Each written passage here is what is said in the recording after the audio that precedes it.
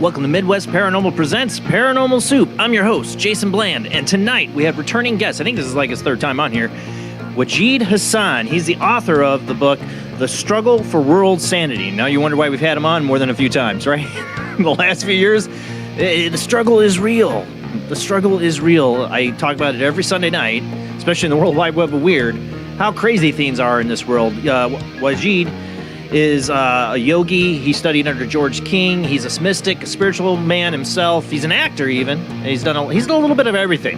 Wajid is an awesome guest. I am honored to have him on tonight.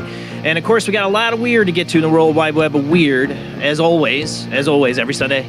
There's always something weird to talk about. There's never not a story to cover lately, the last 4 or 5 years. I have to really pick and choose every week what I'm going to talk about because I only can do 7 articles. And of course, we'll open up the phone lines later in the show for you to call in tonight. Got a lot to get to, so let's go ahead and get rolling on into it.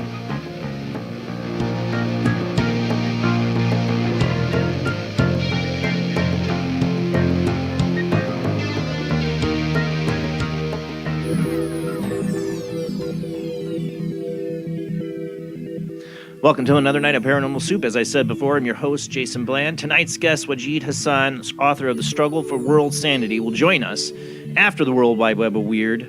And tonight I'm all alone. Oh, I know. Jamie has an early appointment in the morning. She just needs to get some rest. And I think Rob had a gig. You know, he's a musician. He plays down in St. Augustine, Florida. And they got a lot of gigs on Sunday, and he tries to get here when he can. So I got to run the World Wide Web of Weird tonight. So let me already get that ready to go, because I am so slow on the go for that.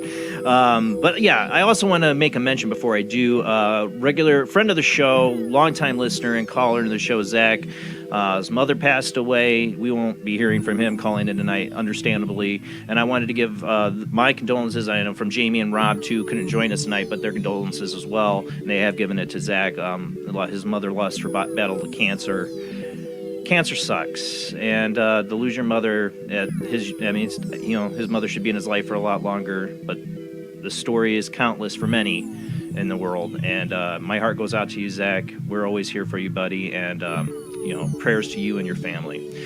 I'm not trying to be sad, but Zach is a really big time friend of the show, long time, one of my first callers, so I wanted to get that out there. I hope he's doing all right, as well as he can be under the situation. But we got a lot of weird to get to, so let's go ahead and roll into the World Wide Web of Weird.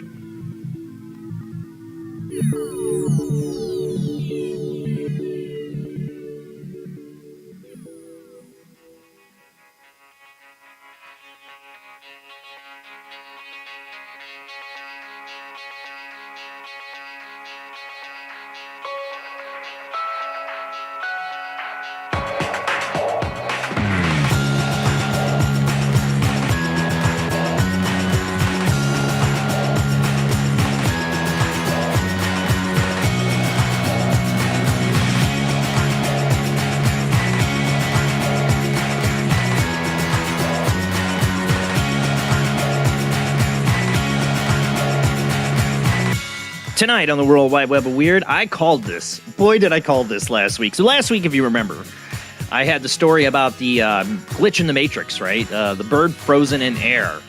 And I said, I had covered a story like that a year before, maybe 2 years before, of a bird frozen in air. It was so similar. I'm like, is this going to all start up again where everybody's going to be seeing glitches in Matrix and birds frozen in air? And we're probably going to have an article next weweek. And here we are! From the Namalian, another bird frozen in the air, which firefighters tried to remove. There's actually a video of them trying to get this thing down.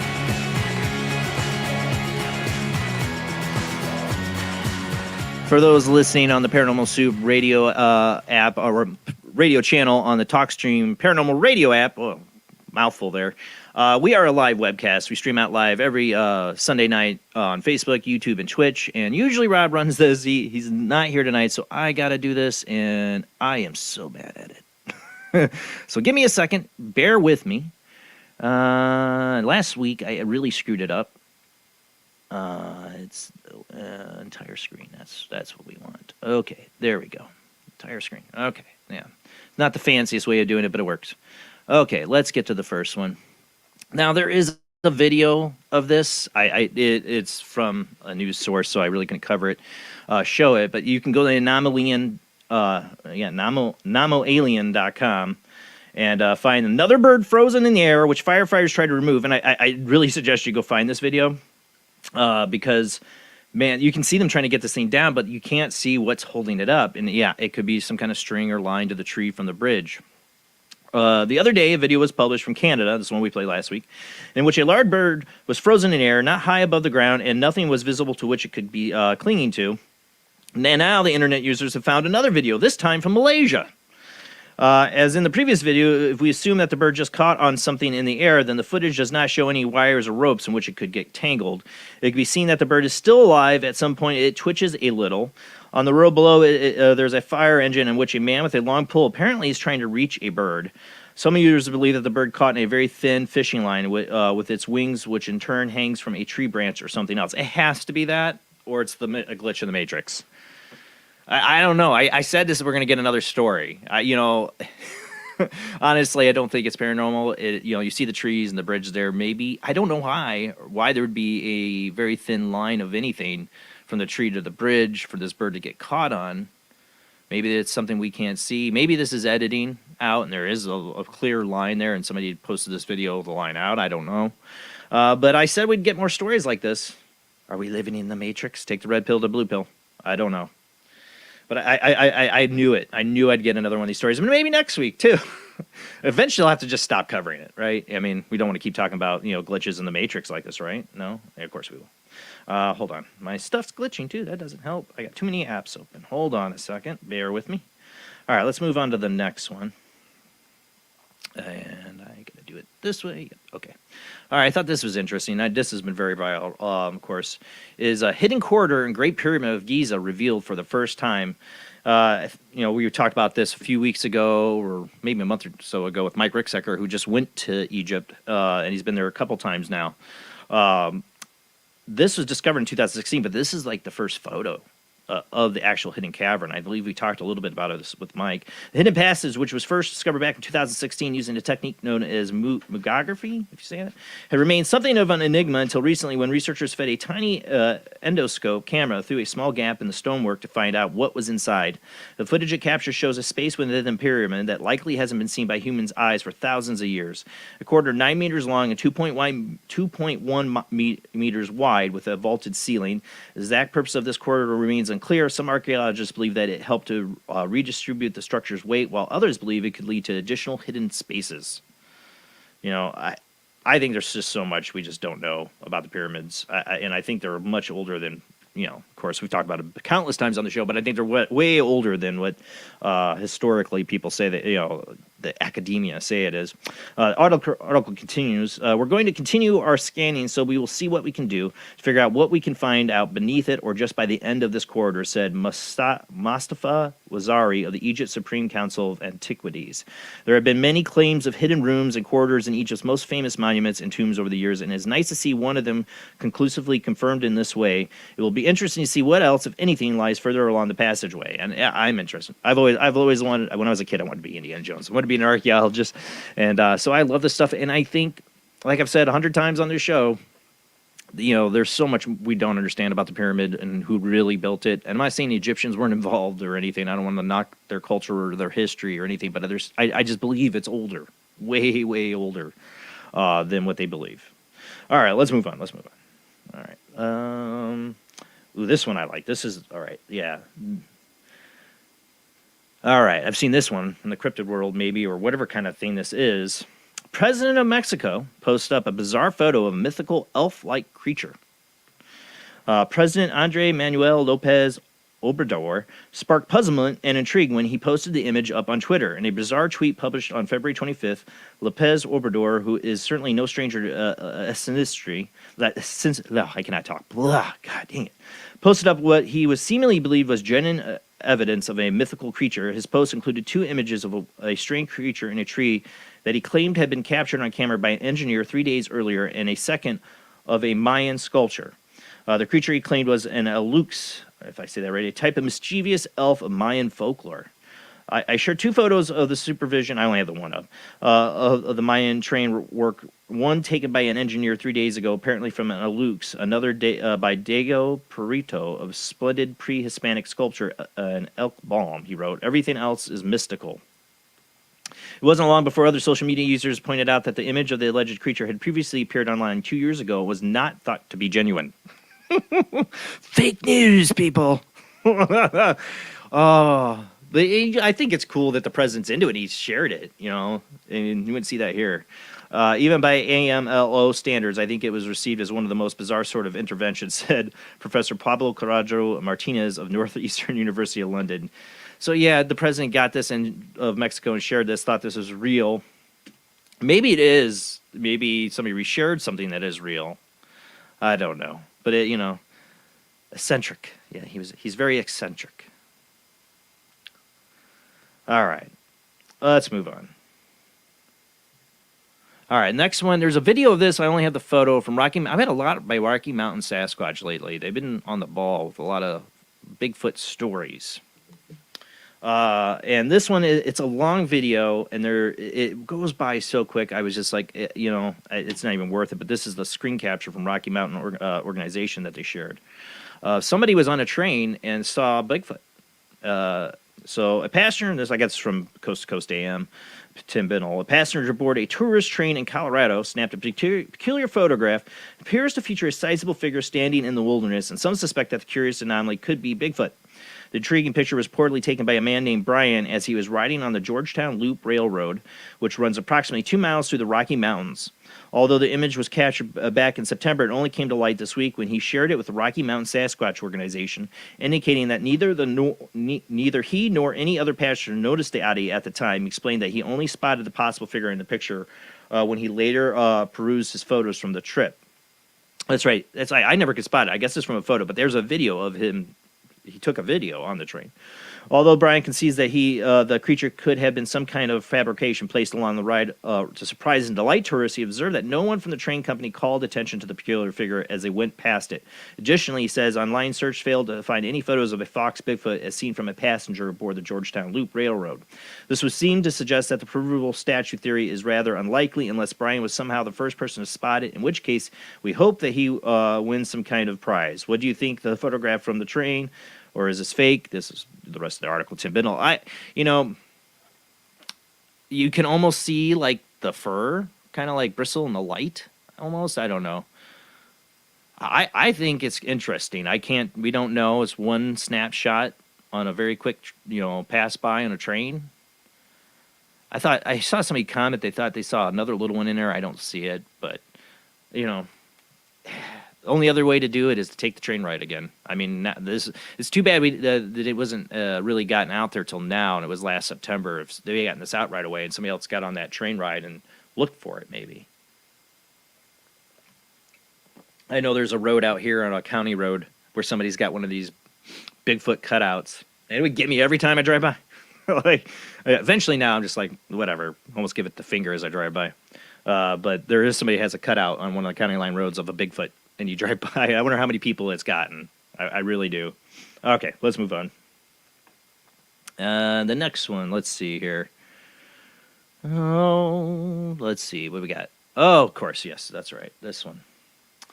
And I called this. But Senators slam lack of funding for Pentagon's new UFO office. Are we not surprised? Known as the All-Domain Anomaly Resolution Office, the latest effort by our government officials to investigate UFO phenomenon was set up last year as a replacement to the earlier Unidentified Aerial Phenomenon Task Force, which aimed to standardize the collection and reporting of UFO sightings, or UAPs, right? They're UAPs. Now, though, a group of 16 U.S. senators headed by Republican Mark Rubio and Democrat Christian Gillibrand have sent a joint letter to the Pentagon warning that the office faces a funding shortfall that will impede its ability to fulfill its mission. The amount outlined in the classified attachment is crucial to the AARO's scientific plan, and the lack of funding for these capabilities presents a serious impediment to the AARO's mission, the letter read. Things are so bad, in fact, the AARO reportedly had only 3 full-time staff members until very recently. They have a couple of extra helping hands, but it's a small office in Crystal City, Virginia, said one source. However, I suspect they are in the process of bringing more on board. Another source who visited the office, meanwhile, described it as a cave of winds. Mostly empty desks, but there were perhaps 4 to 6 people around it, as I recall, including AARO Director Sean Kirkpatrick and his deputy, they said. It's certainly true that the AARO did not receive adequate funds to support its work to include money for R&D research and development, and analysis. Whether the letter will help secure additional support for the office, however, remains to be seen. Yeah, it does remain to be seen. It's because it's a joke to these people in the government. I'm not saying the people in the AAR are not taking it seriously. But the people behind all, the fake disclosure, all this, they just like, let's just make the public happy and make some UFO office, and then we're just not going to give a crap and give them any money. I called it Project Blue Book all over again. And I tell you, this whole balloon thing was a big distraction and to make us think anything weird we see in the sky is probably a balloon. But then again, it's Project Blue, it's the opposite. They're trying to get us prepped for like Project Bluebeam or something. I don't know. Struggle for world sanity. We'll be talking about because everything feels insane. All right, let's move on. I'm getting through this actually faster than I thought I would. We're already on the last 2 articles. Oh, well, I got plenty of time to talk about this. All right, I called this one, too. Not long ago, we talking about a lot about AI lately, and I said this not long ago, about how I believe the real big danger is going to come when they start incorporating, growing human brain cells and tissue and AI together, organic computers. Well, here we are from Vice, not my favorite website, but they're covering this. Scientists now want to create AI using real human brain cells. There we go. Told you, people. It's inevitable. It is inevitable. It's just like we are on this road of stupidity, but it's because this is inevitable. It's like discovering that with it's like discovering the nuclear bomb. I felt like the science is there. It's inevitable that some prick is going to do it. I say that I with no regrets, because honestly, this should not be done. Hey, we want fast computers and all that, but let's not put organic tissue in them. Machine learning models like the one that powers the ChatGPT, and that should be a real good example of why we should do this, are generating essays, short stories, and entire podcasts. But scientists are looking to another way of computing that could be just as efficient and powerful, and it's in our brains. In a new article published on Tuesday in Frontier, a large international collaboration led by researchers at Johns Hopkins University details how brain-machine technologies are the newest frontier in biocomputing and provide a roadmap as to how to make it a reality. As the paper explains, organoid intelligence, or OI, so we all know what AI is now. Just give it a year or two, and we're all going to know what OI is, sadly. Is an emerging field where researchers are developing biological computing using 3D cultures of human brain cells, brain organoids, and brain-machine interface technologies. These organoids share aspects of the brain structure and function that play a key in the role of cognitive functions like learning and memory. They would essentially serve as a biological hardware and could one day be even more efficient than current computers running AI programs. The vision of OI is to use the power of biological systems to advance the field of life sciences, bioengineering, and computer science. Lena Samornova, if I got that right, a researcher at JHU and author of the paper, wrote in an email to Motherboard. If we look at how efficiently the human brain operates in processing information, learning, and etc., it's tempting to translate and model that to have a system which will work faster and more efficiently than the current computers. For example, the human brain has an incapable capacity to store information the average noggin can store in an estimated 2,500 terabytes, according to the paper. The researchers envision complex 3D cell structures that would be connected to AI and machine learning systems. We're reaching the physical limits of silicon computers because we cannot pack more transistors into the tiny chip. Thomas Harding, a researcher at JHU, and one of the study's authors said in a press release, but the brain is wired completely different. It has about 100 billion neurons linked through over 1,015 connection points. It's an enormous power difference compared to our current technology. It's just too tempting for them not to do it, because nature is brilliant. Mother Nature or God or wherever the design of us and our brains, it's brilliant. I mean, that's what we're trying to replicate it with computers and chips, but it can never compare to the creativity and the speed of a human brain. We only use 10% of it. That's why it doesn't seem so amazing. But imagine when they start growing brain cells that are adapted to work with a computer and a machine, an android. I mean, we're talking, like the replicants in Blade Runner, or Battlestar Galactica. It's these sci-fi shows. Scientists are not roadmaps on what to do. They are not roadmaps on what to do. They're roadmaps on not what to do. What you shouldn't do. But they're going to do it. It's inevitable. They're going to do it. I don't see any way to stop mad scientists. Mad scientists going to mad science. I mean, it just, dog's going to get his bone. So mad science is going to science. Is this just the way it is? There's no stopping it. I mean, maybe we destroyed ourselves 1,000 billion times over doing this, like Battlestar Galactica kind of hit it at. I don't know. I'm a sci-fi geek. Maybe I'm just a paranoid android myself, and I should have nothing to worry about. Nothing to worry about. Just going to put brain cells with AI, and everything will be fine. It'll be the new OI. You have your OI phone and your OI android over there. It's got organic tissue in it. I just think it's a bad idea. Maybe I'm wrong. I love mad science, but And that's the last one I ranted on about last week. And the saga continues, and the government's full of crap more. I'm sure you know what I'm talking about. It's a train derailment in Palestine, Ohio. I'm still really pissed about it. I'm still pissed that a president of the United States goes and flies to Ukraine, gives them $500 million. And now not just Ohio is suffering. Mystery surrounds, this is from Explain Mysteries, and this is, they're abridged of another article. Mystery surrounds reports of powder falling from skies over the U.S. Oh my God, what could be causing that, right? Concerns were raised on Thursday when residents of Maryland, Northern Virginia, and West Virginia began reporting that a strange powder had started settling on top of their vehicles. So numerous were the reports that West Virginia Department of Environmental Protection decided to launch its own investigation of the phenomenon. One of the main goals was to determine if the powder could be dust from storms in Texas and New Mexico that later traveled east into Ohio, Michigan, and Kentucky. Okay. Seems like you're going for the less obvious reason first. Okay, whatever. Not everyone's convinced, really, why, that this explanation holds up. However, with some blaming a release of toxic chemicals from a train derailment in eastern Ohio, and others maintaining that the power had been dropped by an overflying airplane. Chemtrails! It's the chemtrails! I'm more likely to go with the simplest solution is maybe the big toxic burn-off in Palestine, Ohio. I just, maybe, that seems right. Authorities have moved to dismiss such claims, leading to a number of conspiracy theories circulating social media in general need for a more definitive and concrete explanation.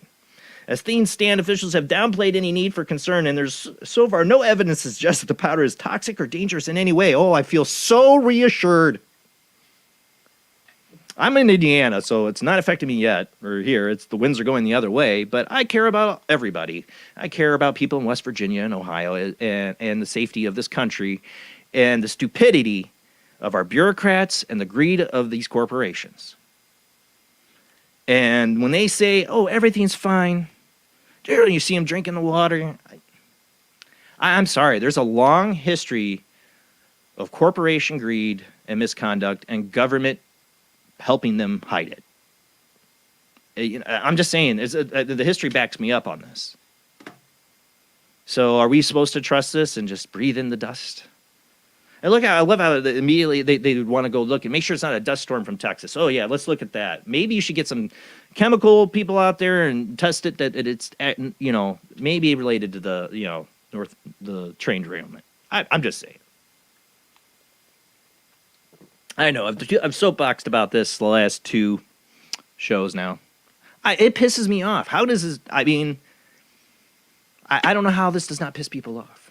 I see all the stories. There was another train derailment by Northern Southern, whatever the name of the stupid company is, in Ohio. But this time, no chemicals. But they actually told people stay indoors for a moment because nobody had an idea. And then my governor in Indiana finds out that they're shipping it over here, some of the chemicals, whatever, are supposedly not dangerous. And he's like, I'm going to do something about it. And then like a day later, oh, yeah, it's fine. I wonder who got a campaign donation, Eric Holcomb.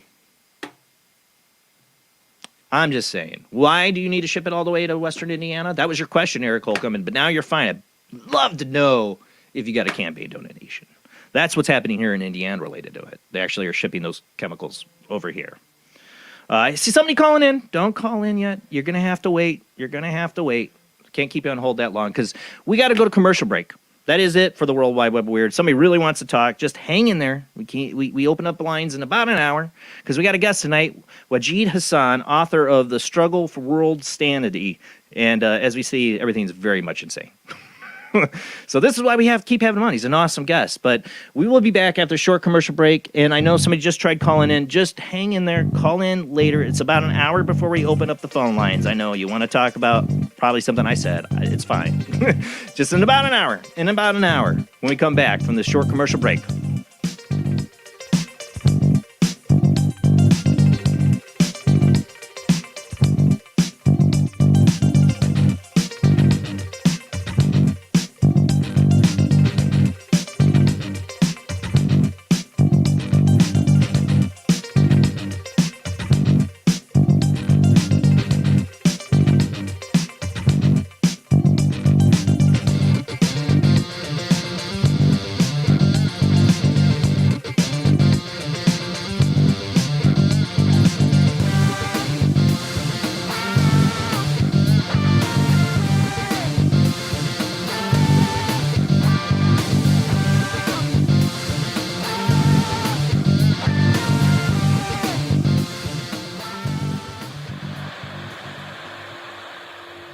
Join us every Wednesday night at midnight Eastern Standard Time for Weird Wednesday, the live stream, with your hosts Jamie, the Living Dead Girl, and Rob, the Phantom, where we'll talk about all things paranormal, including zodiac, astrology, tarot card and oracle card readings, live ghost boxing and spirit communication, where we'll do voices from beyond the cold case files. So we hope you join us live on Facebook and YouTube every Wednesday night at midnight Eastern Standard Time. We hope to see you there. Bye-bye.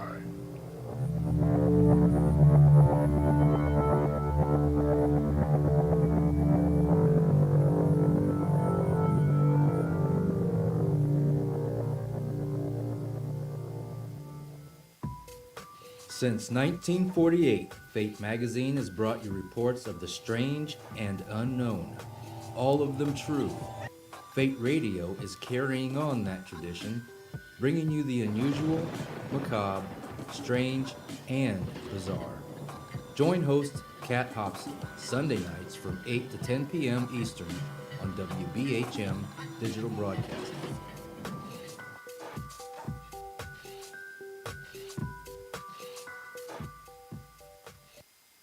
Of the second kind, physical evidence of a UFO. Close encounters of the third kind, contact. From Steven Spielberg, the director of Jaws, comes one of the most ambitious and unusual films ever made. And what you will see has never been seen before. It's a cosmic mystery crossing what many scientists believe will be the next threshold of human experience. It is called Close Encounters of the Third Kind. It begins in an Indiana town and leads to one inescapable conclusion. We are not alone.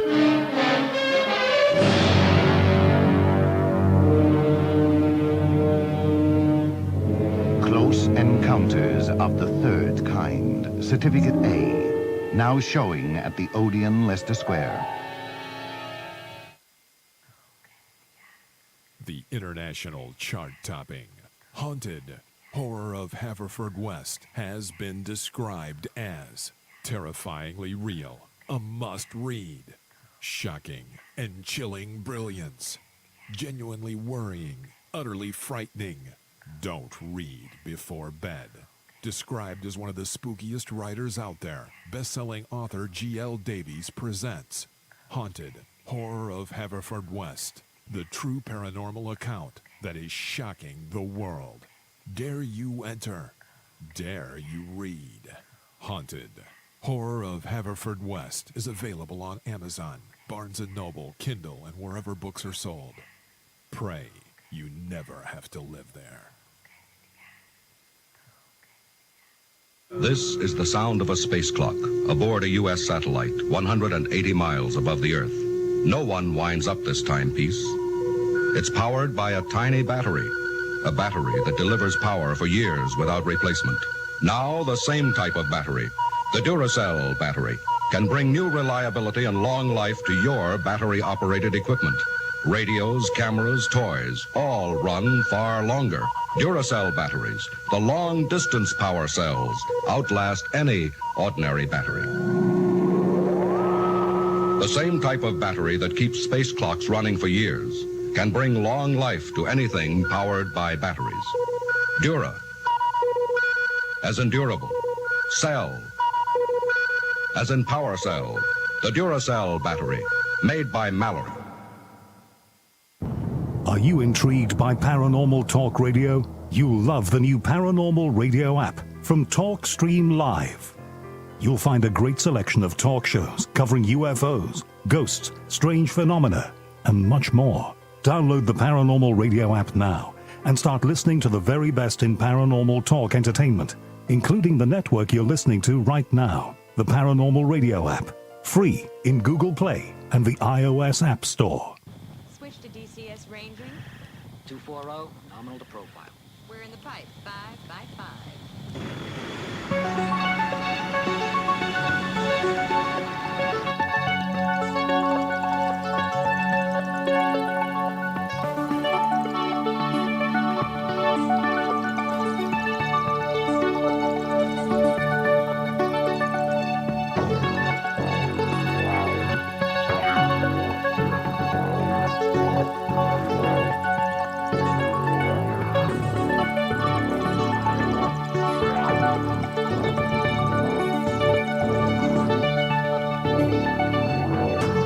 Tonight, our guest is Wajid Hassan, from Pakistan to England and then settling in America. Wajid has lived an interesting and varied life in many fields of endeavor, from technical background as a field service engineer to stand-up comedian with over 20 years in the Union Actors Guild, doing voiceover, narration, commercials, as well as TV and movie roles. An avid hiker, he's managed to climb to the top of the Holy Mount Kilimanjaro in 2006, Africa's highest mountain in Tanzania, and a retreat of the Ascended Masters of the Planet in August of 2020.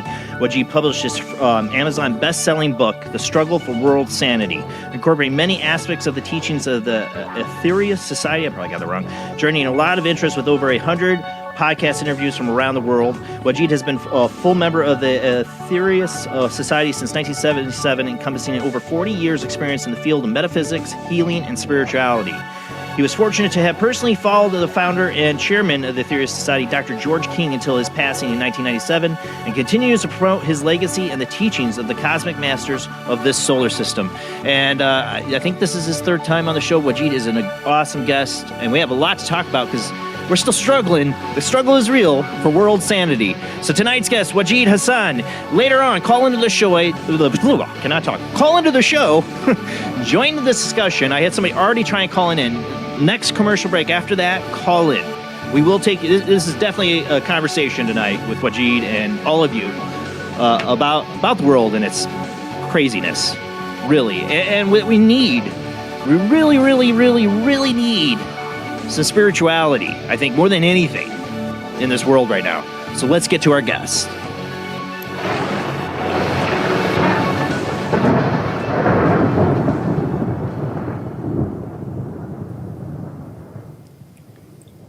How you doing tonight, Wajid? Hey, Jason. Good to see you, my friend.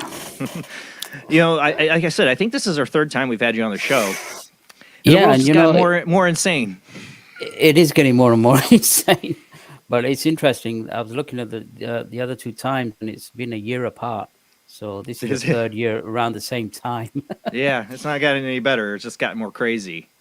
I don't know if you heard my end of my World Wide Web Weird segment. In the last 2 weeks, I've been covering the whole East Palestine, Ohio train derailment and the chemical spills and how I don't trust our government when they say, oh, everything's fine. Drink the water, breathe the air, you're good.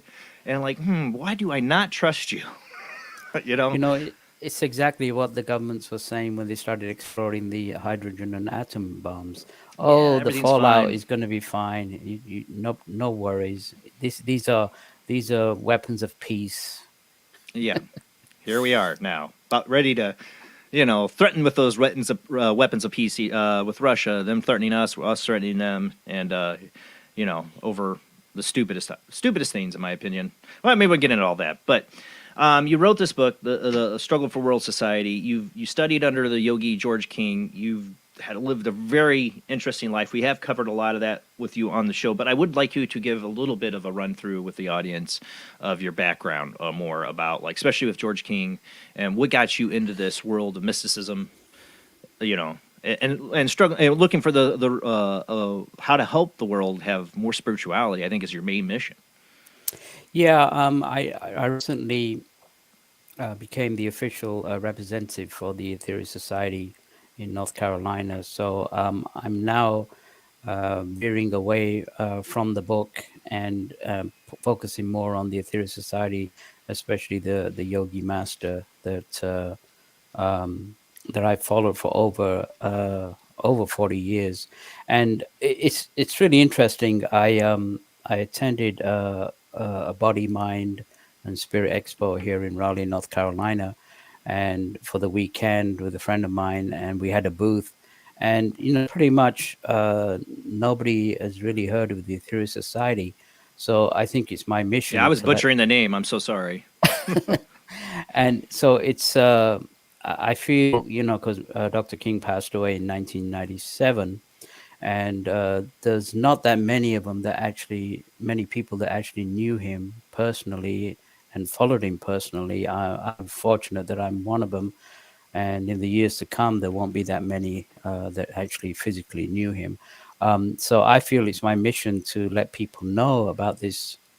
You talk about paranormal soup. I mean, this man is a paranormal smorgasbord compared to, some of the tremendous fantastic experiences that he's had. And he was a yogi master that said that, if you want to know truth, you have to speak the truth. So from every time he went on the platform, he made a vow before his creator that he would speak the truth, and sometimes that made him very unpopular. So I'd like to introduce your audience to this. I find him more fascinating now after following him for over 40 years than when I first met him, because I've researched him more, and the more I learn about him, he was one of the most extraordinary yogi masters to ever have come to this, to this planet. Of course, in my background, coming from Pakistan, I was raised in a kind of Orthodox Islamic background at home, Right. but being raised in England, I also went to Church of England schools, so I had a Christian background as well. We had Bible studies, hymns, and stuff like that. So I got the best of both Islam and Christianity. It was around the age of 16. There was a book that I read called Autobiography of a Yogi by Paramahansa Yogananda, which really, brought back memories. Again, I'm a firm believer in reincarnation. I don't think Same here. I don't think some of the inspiration that I got reading the book, it felt like I was in India at one time, and Yeah. a lot of recollections came, and then from there I got introduced to the Ethereal Society. I was in high school at the time, and my brother, actually my older brother, was a member of the society, and I was looking for some books at home for schoolwork, and I came across this book called The 12 Blessings, and which was written by Dr. King, and in there he as a psychic medium, as a yogic medium, uh, he was overshadowed by the Master Jesus, and through his larynx came these 12 blessings. So I read this book at 16, and I had two. It wasn't like a great, like the heavens open and there was celestial music. It didn't really impress me that much. But when I read it, it sounded very logical to me, and two It thoughts came. resonated. It did, and two thoughts came to me. I said, well, either this man is a genius or he's the biggest fraud that ever lived, and I need to investigate. So I went over to the Aetherius Society, who had a headquarters in London, in Fulham, at that time, and there I actually met him for the first time, and I was just totally. My intuition told me there was something great about this man. I wasn't introduced to him. I just briefly saw him as I was crossing the road. He was looking up at me, I actually bowed my head down in humility, because a part of me recognized a great soul. And since the age of 16, I've been following him, and his life story is very intriguing. And like I say, some of these paranormal experiences that he had, I think, are completely unique Yeah. in the annals of paranormal history, personally. Let's go over. It's been a while since we've talked about. I've had, like you said, it's been a year about some of the themes that George King's background and his life a little bit, and because it is filled with a paranormal soup, basically. Yeah, I mean, there's two individuals in the Ethereal Society who one is Richard Lawrence, who runs the European headquarters, and the other gentleman is Brian Caneep, who runs the American headquarters, and they collaborated and actually wrote a biography of Dr. King called "The King Who Came to Earth," which is a fascinating biography. So that's something that your listeners can look up on Amazon and whatever after the show if they want to know more about this amazing man. But when he was born, his grandmother was there, and she saw him, and his grandmother was actually a very advanced psychic medium. And she looked at her daughter and she said, "Mary, this child is not from this earth." that's when he was born. You know, I mean, Yeah. that in itself is like nobody looks at the baby and said, oh, this child is not from this earth. So she knew instantly that this entity, this being, was something special. And of course, growing up, he believed in the power of prayer. And I think when he was 11, his mother was very ill, and he went out into the wilderness. He was still a very psychic child, and he sent out prayer energy to her, and this being appeared in front of him in the woods in the dark and said, "Go home, your mother's been healed." And he went home, and sure enough, her serious illness was gone. So even at the age of 11, he was a tremendous healer. And then he went to high school, and from there, of course, World War II broke out, and he was part of.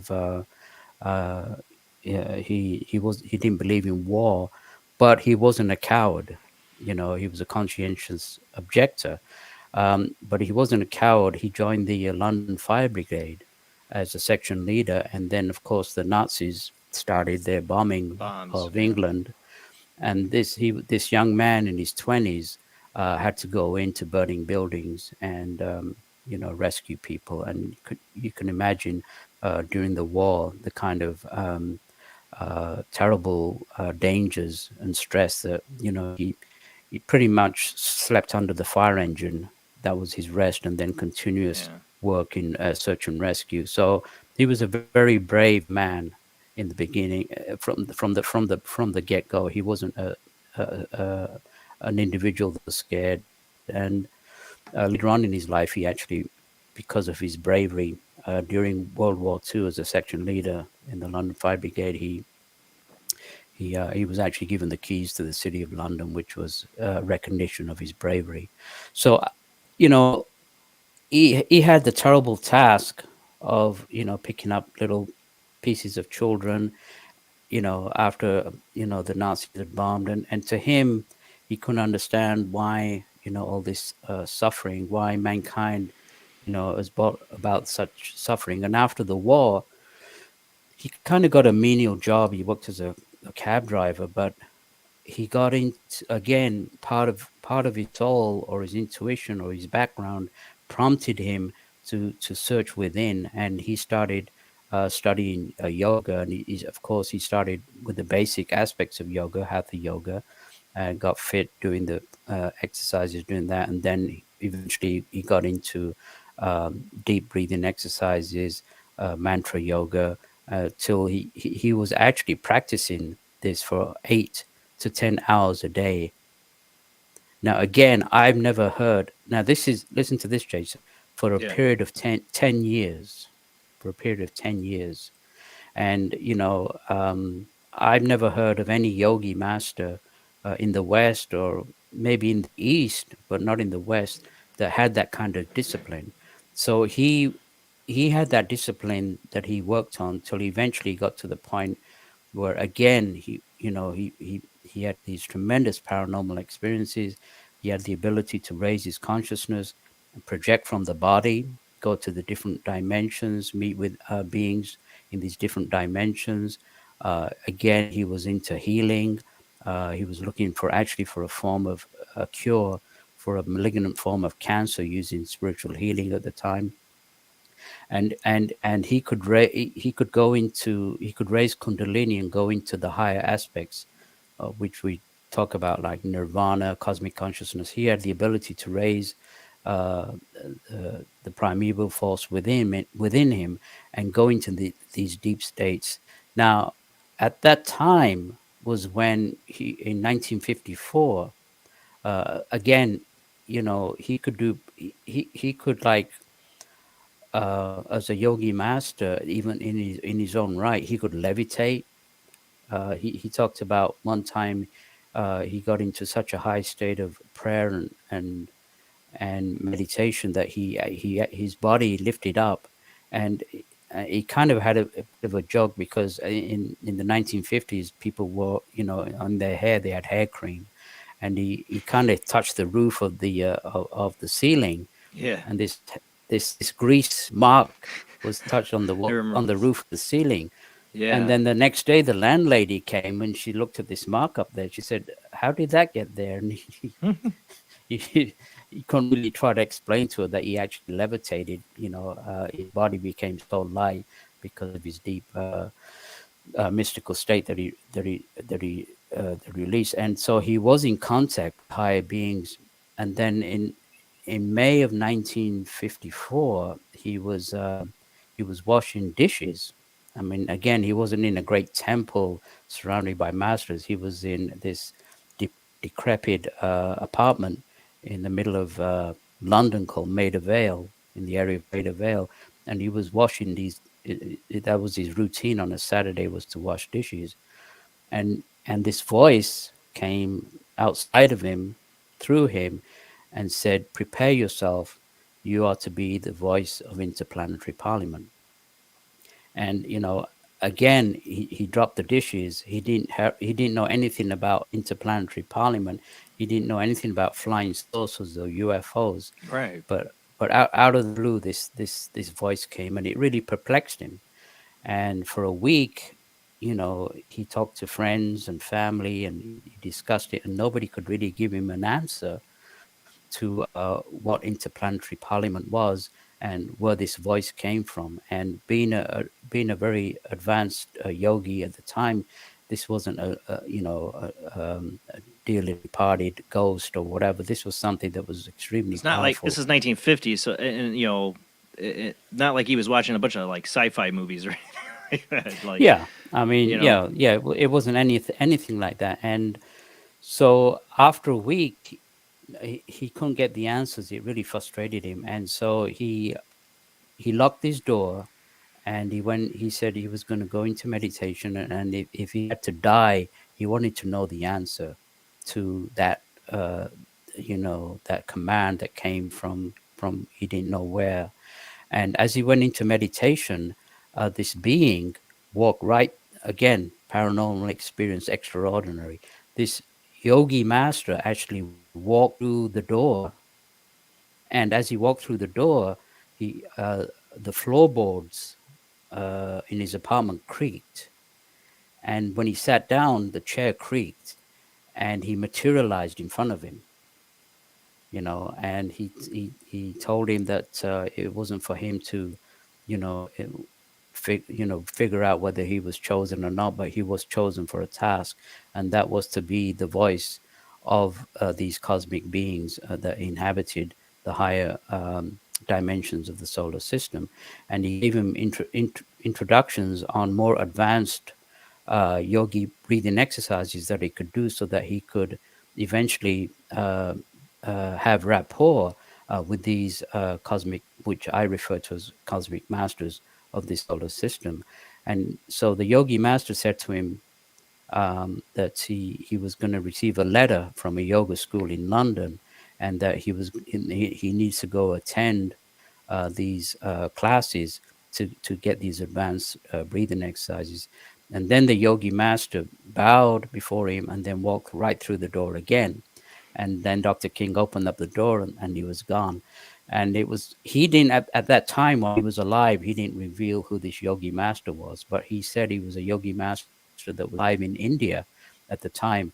And not like a real person. Like he found out this is a real person that literally materialized into his apartment. Yeah, and that yogi master was actually alive in India at that time. Right.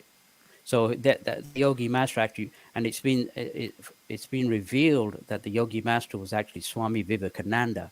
So if people want to research Swami Vivekananda, they can do so. A very advanced yogi master in India, and he was the one who projected from his body and gave him this instruction from the higher cosmic masters. So out of the blue, Dr. King got this letter from this yoga school, and he asked the secretary at the yoga school. He said, "How did you find my name?" She said, "I don't know. I just saw this piece of paper with your name and address, and we sent you this information on these advanced breathing exercises." And so I think the yogi was a Sri Nandi. that ran this school in London, and he did these more advanced breathing exercises to the point where finally he had the first, which we refer to as cosmic transmissions, from a being living on the higher realms who had the pseudonym of the Master Aetherius. That's where the Aetherius Society got its name from. And so the Master Aetherius sent a mental beam of energy as Dr. King raised Kundalini up to a higher psychic center, say to the heart center. He would focus on that psychic center and translate these impulses, telepathic impulses that were sent by these cosmic beings, and then translate them just like we do. We think and then we translate it into sound. So he actually these telepathic impulses were then translated into sound, and he being an Englishman, they came out in English, and then that was the first cosmic transmission that was given, and from there he went on to receive over 600 transmissions from different cosmic masters in this solar system, which in itself, again, I've never come across anybody who can openly claim this kind of condition. And every time he did it, these beings are so advanced, he had to raise his consciousness into a deep yogic somatic state. It's not like being a medium. A medium can just negate their mind, and they can just get telepathic messages from other realms. It's similar in the fact that the mediums, I know sometimes they have to get their energy to a certain level sometimes to be able to reach the other side and talk to the spirit realm. But we're talking about a level way higher than that. They have to go into a trance-like state. Yeah, absolutely. Yeah, but here is a yogic state of actually raising Kundalini, and again, your listeners know that raising Kundalini into cosmic consciousness is not a feat that many people can achieve. And he did that 600 times, went into physical death. He was not aware at the time what these messages were.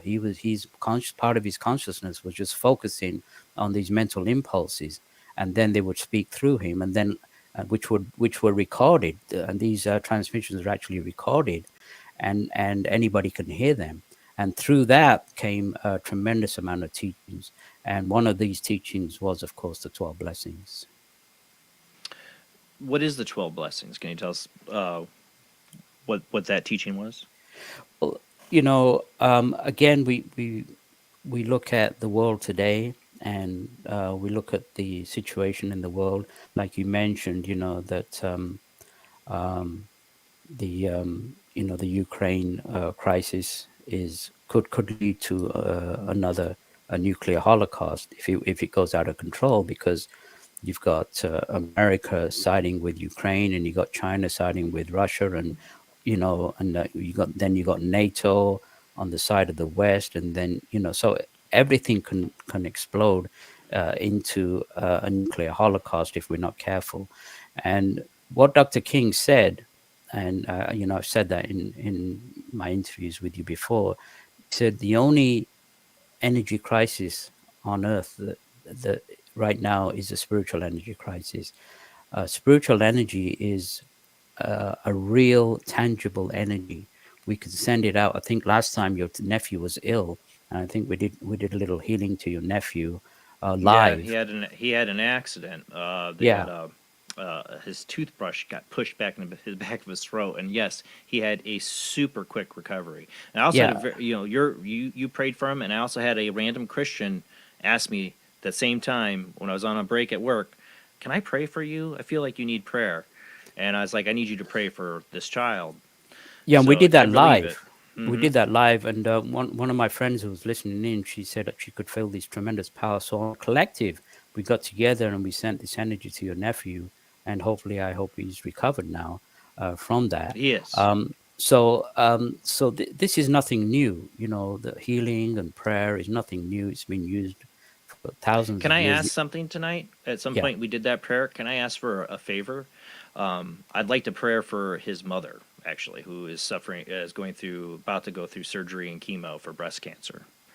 And Absolutely, yeah. We'll do that at the end of the show. I'll get thank you. everybody together, and we'll send energy to her. Absolutely.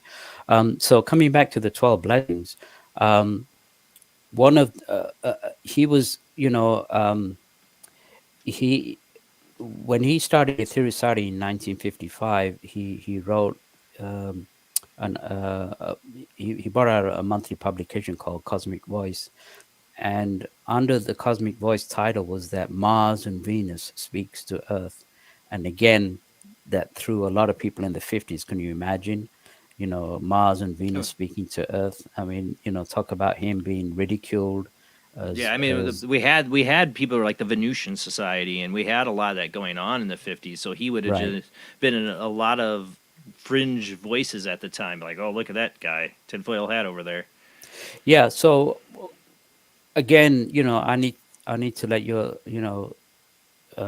listeners know that to keep an open mind and do their own research like I did. The 12 blessings, he was actually overshadowed by the same Master Jesus who lived 2,000 years ago.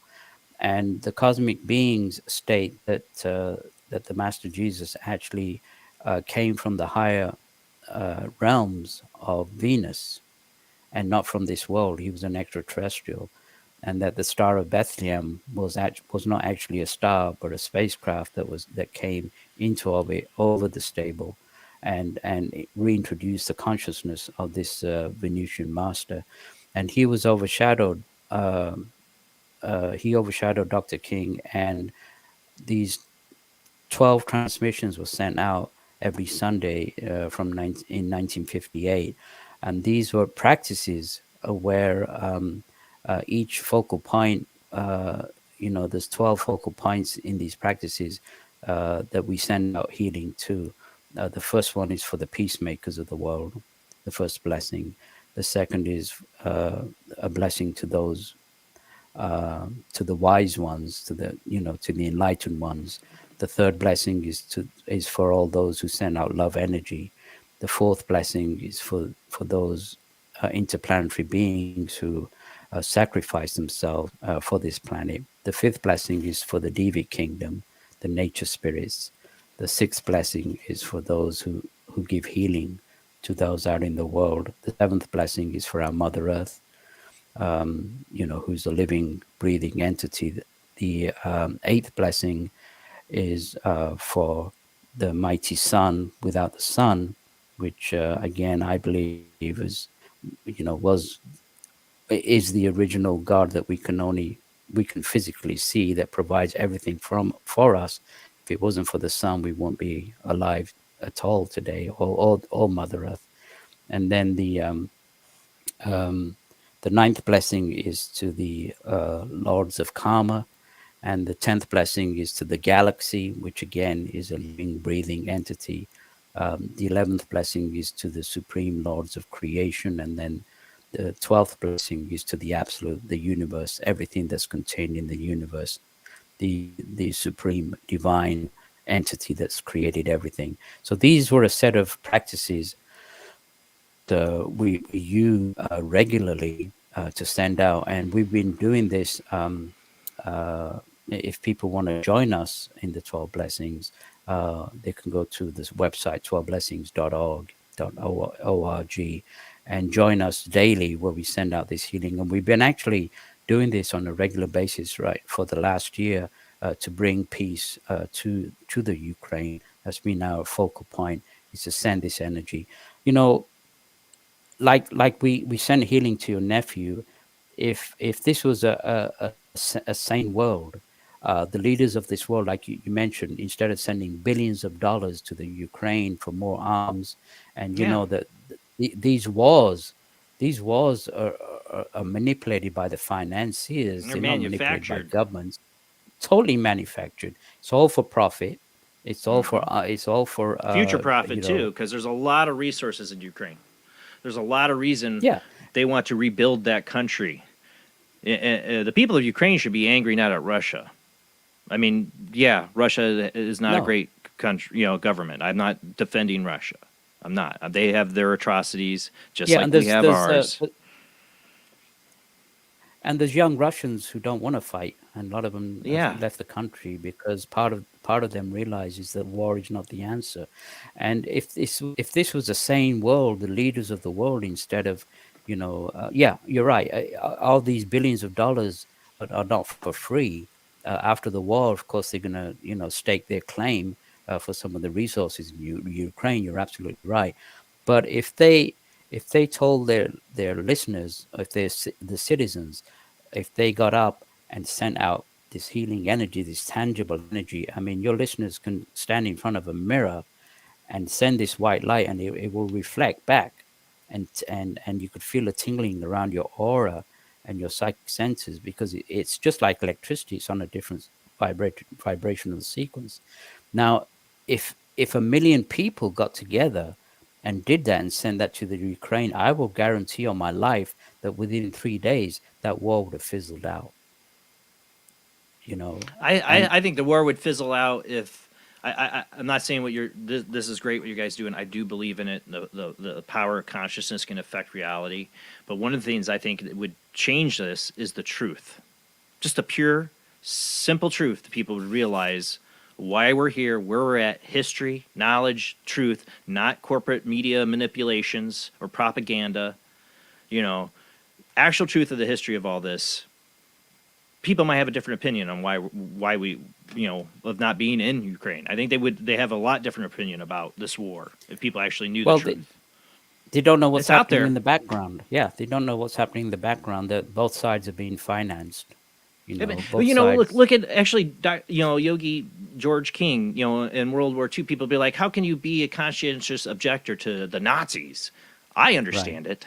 If you know the history of World War II, you know how the Nazis were funded by the same banks that also went against them later on. It was all manufactured too. World War II was totally manufactured. The Nazis would have not got the power where they were if they weren't financed. They were a broken country after World War I. That's the people don't understand. They follow the money. Jim Marrs, Ruled by Secrecy, one of my favorite books, a great researcher, and journalist would say, is follow the money, and you can find why all these conflicts happen. Well, it comes back to when you say, well, people need to know the truth, and the truth is, Dr. King said that we're not supposed to be on this planet suffering. We're not supposed to have these wars, this corporate greed, and all this madness created by mankind. Our real reason to be on this planet is to achieve high states of consciousness, and to be, we're spiritual beings in physical bodies. And what we need to do is as we send out this energy, and the 12 blessings is one of the practices. There's lots of other healing practices that people can use, and the cosmic beings are actually sending these inspirational beams to us as we do these practices. And again, if you look at the law of karma, that which you put out, you get back. So the more energy you send out, you get this energy back. And if you continuously do that, eventually you can get to the state, I'm not saying in this life, but in the lives to come, where you can go back and evolve. So these beings want us to go and evolve and become the beings that we were before we destroyed these civilizations in the past. But they're telling us at this point, and I believe the practice of the 12 blessings, which came, I believe, from the Master Jesus, and in fact they're actually recorded on tape. So if people again want to listen to the voice that comes through, I can definitely tell you it's not the voice of Dr. King. It's different, completely different. And so it's not even the voice or the source where it came from. The main thing is to practice these practices. And what's been said is that if you practice these, eventually you too, by sending out this energy, can reach these states of cosmic consciousness. Now, the beginning of the 12 blessings. Now, this is something which people need to know about.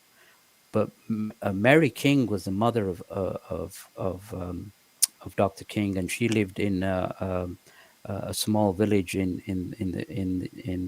the area of Devon, in England, and she was actually physically contacted uh, by these beings that were contacting Dr. King, and she was actually told that she was going to uh, be taken in a spacecraft, and she was a spacecraft actually landed where she was in the middle of the night, and she was actually physically, this wasn't an apparition or a dream.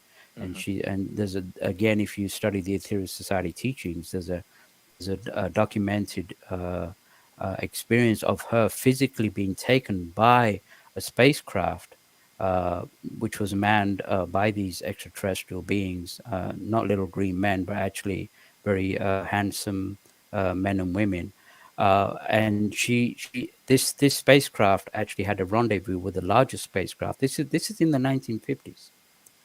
And when she actually went into this other spacecraft, uh, she she took a copy. She was asked to take a copy of these 12 blessings, and again, your listeners have to keep open minded and use their intuition. And she was actually met physically by the Venusian, the Master Jesus, who we crucified 2,000 years ago, and he actually physically took a copy of that book and took it with him.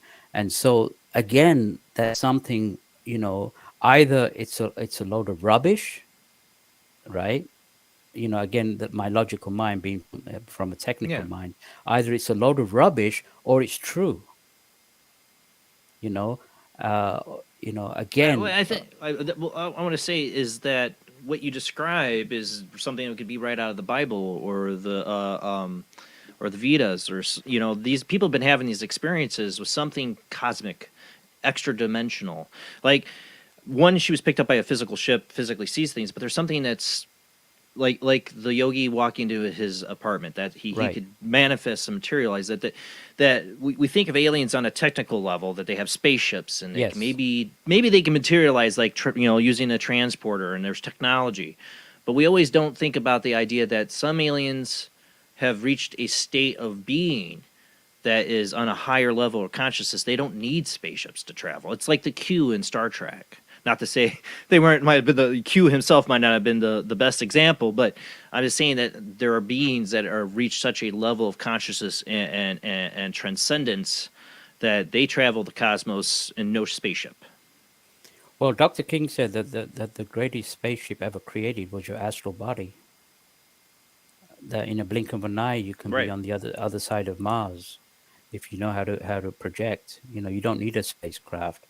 If you know how to do consciously astral project, you can get to Mars or Venus in a blink of an eye, because thought in free space, I think, is 4 million times the speed of light, and the astral body is moved by thought.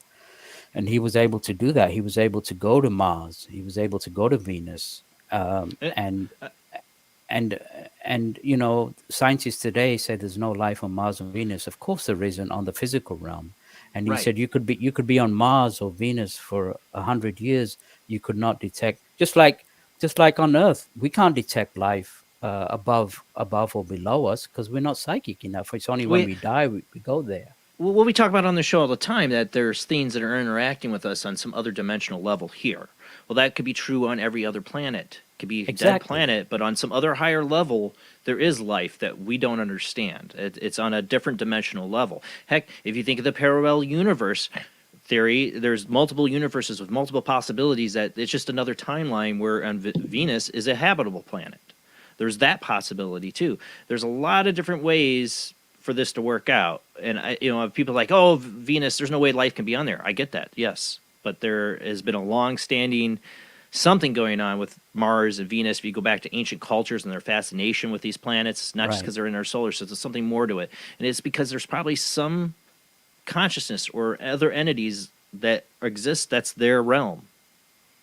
Well, I mean, the Master Aetherius, Dr. King wrote a book called "You Are Responsible," where he talked about his experiences on Mars and Venus, and the being that contacted him, the master Aetherius, says he's about 3,000 years old in the same body.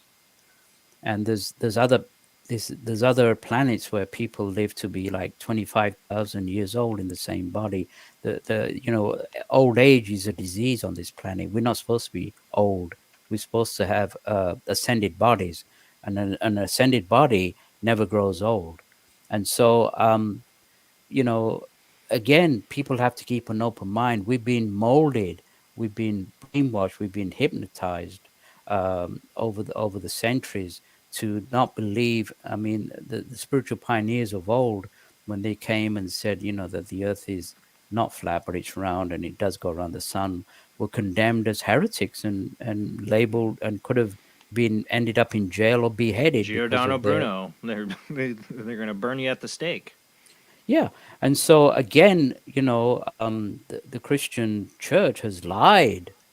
I'm sorry, but they've lied to their followers, especially when it comes to like reincarnation, which was taken out of the teachings 1400 Yes. years ago. And of course they don't openly talk about the Star of Bethlehem. Tell them the truth, what the Star of Bethlehem and these cosmic beings who are in the position to tell, because there is a belt around the world called the Akashic records, and a yogi master can look at your aura, and he can look at all your past lives. Not that he will tell you your past lives, but the Mother Earth also has an aura, and a yogi master can project from the body and read the Akashic records of the planet, and the Akashic records don't lie. And Dr. King wasn't the first yogis in the East that have read the Akashic records, and there is a full 4-dimension color sequence of all the truth that's embedded on the aura of our planet. And so if people really want to know the truth, advance themselves to become yogi masters and read the Akashic records like Dr. King did. And again, reincarnation was taken, the true history of what the truth behind why the Master Jesus came to earth. Again, all those truths have been revealed by these by not only Dr. King but the cosmic masters that spoke to him. Now, going to Mars, there was another entity that spoke through Dr. King. It wasn't his real name, but he called himself Mars Sector 6. And in 1962, he transmitted 9 transmissions through him called the 9 Freedoms.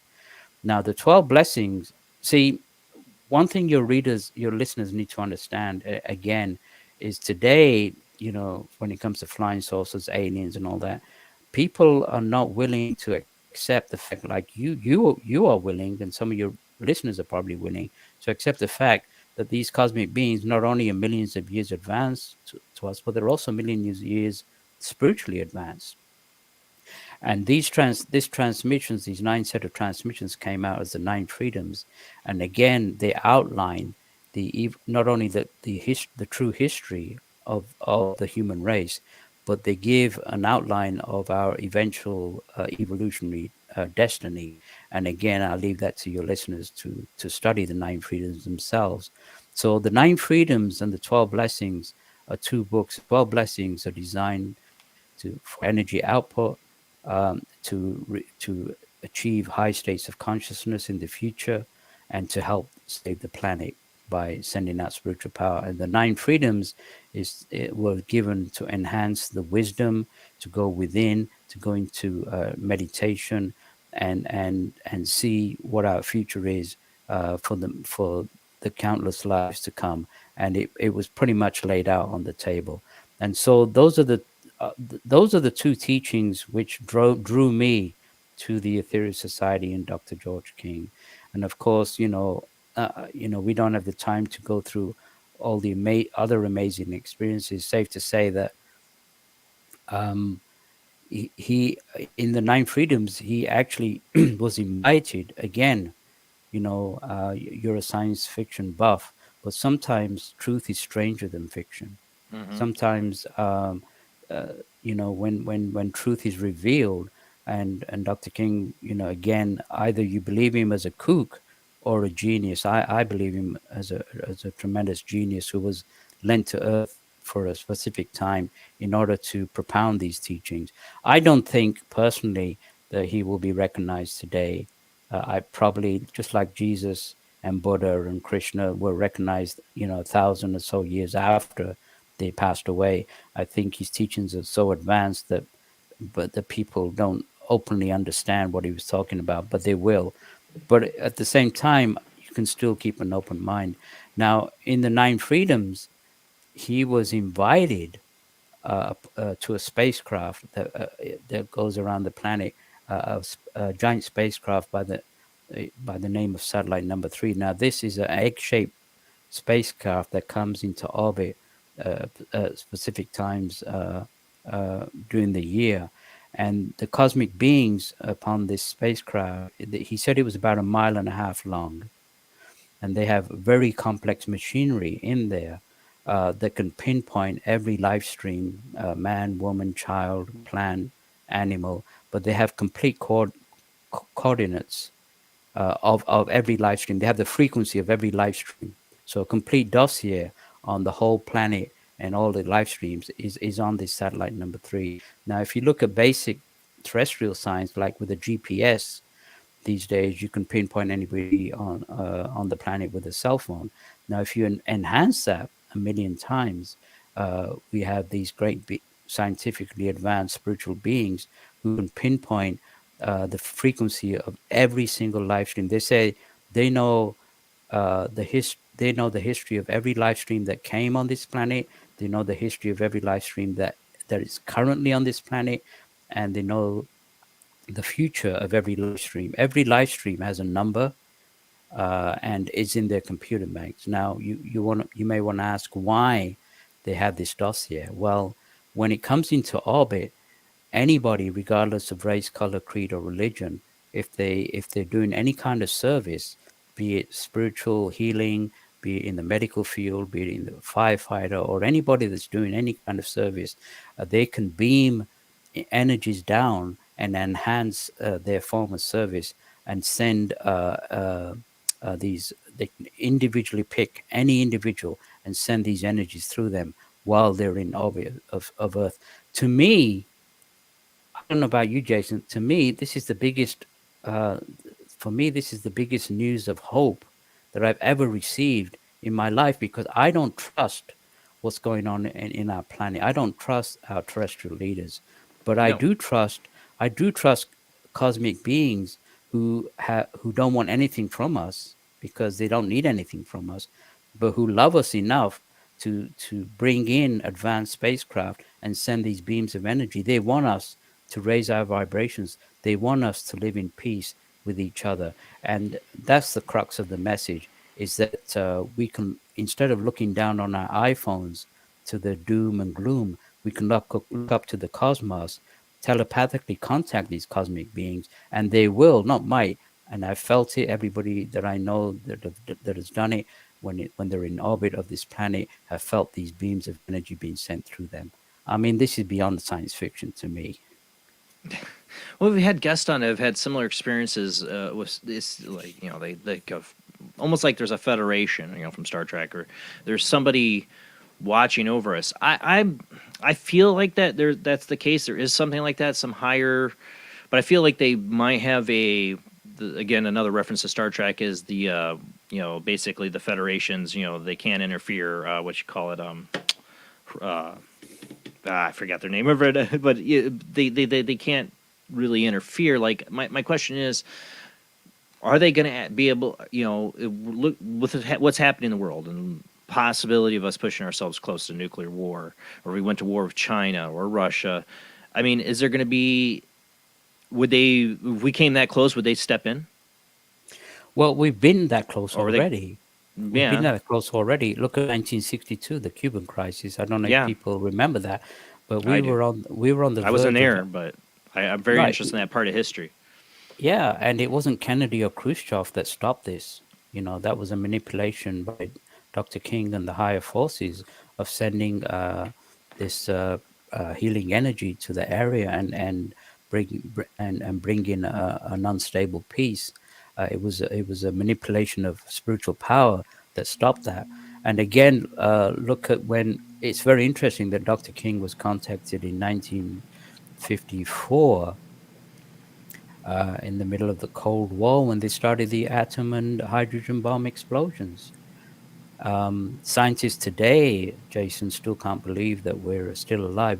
The Earth and the civilization should have been killed. Where did that fallout go to? We've talked about that with even just recently with Fukushima and the after the earthquake and the power plant, and the radiation leak in the ocean should be way worse than it is. Well, it's interesting. Again, some news has been leaked, but when Chernobyl and Fukushima happened, Chernobyl. there was spacecraft, there was flying Yeah. saucers seen over the area. Chernobyl, there was a cigar-shaped object that was beaming out pink beams of energy, neutralizing the radioactivity fallout in Chernobyl. And so again, you say, well, why don't they intervene? I think they've intervened, but in the background. That's the kind of Yeah. that's my feeling on it is they have. It's like they have to do it in such a quiet way. But at some point, I mean, we've talked about it, like the Maelstrom base, shutting down the nuclear weapons there, things like that. Right, right. Do you also feel though that there's some other alien force that's trying to push us to destruction sometimes, like a not so good alien force? I don't think it's an alien force. I think that the cosmic masters of this solar system protect us, and they've mentioned that there've been situations where alien entities have tried to attack this Earth, and they were repelled. But I think most of the darkness is coming from the lower realms of this Earth, called the lower astral realms. Dr. King says there's 4 levels below us, and 6 levels above us. So when we die, based on our vibration, we go to these realms, and some of these people who go to these lower realms using advanced magic can hold up their reincarnation, and they're very proficient in the black arts. They're actually extremely versatile, highly intelligent creatures, and I think it's that kind of influence. They want us to have a nuclear war because if we're suddenly released from our physical bodies in shock in a violent way, they can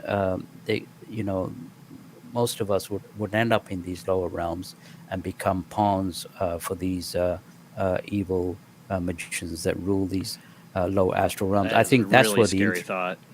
I think that's where the interference is coming from. That's what I'm saying. There's other some. I've just there is some other dark force or realm that has an agenda. The way things go. And Yeah, they're trying to blame it on the aliens, and I think they're setting us up to say that the aliens are evil and they're going to destroy us. Dr. King actually asked these cosmic beings. They said, how long would it be if you took over us? They said within 15 minutes we could totally control all your communications and completely control you. That's the kind of power that they have. They look at our nuclear warheads as toothpicks, like you said that. In Colorado, when they just desensitized those nuclear warheads. So they have tremendous power, but they would never, ever use it in a detrimental way to, let's face it, a very primitive, backward race that we are, because they're way, way above us. They would never dream of doing anything like that. We got to go to commercial break.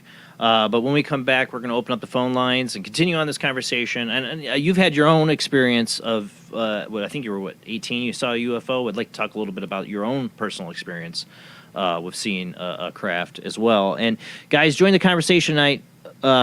What's your thoughts on everything we're talking about tonight? Disagree, agree, be respectful, call in, join the conversation. Phone lines will be open after this short commercial break.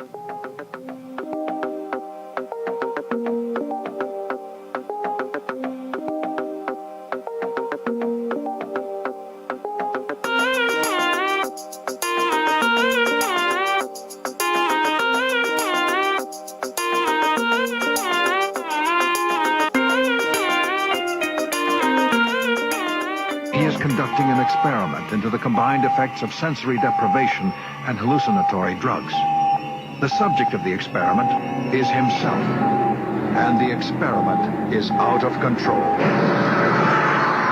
Ken Russell's Altered States, a film that must not be missed, is in the West End now.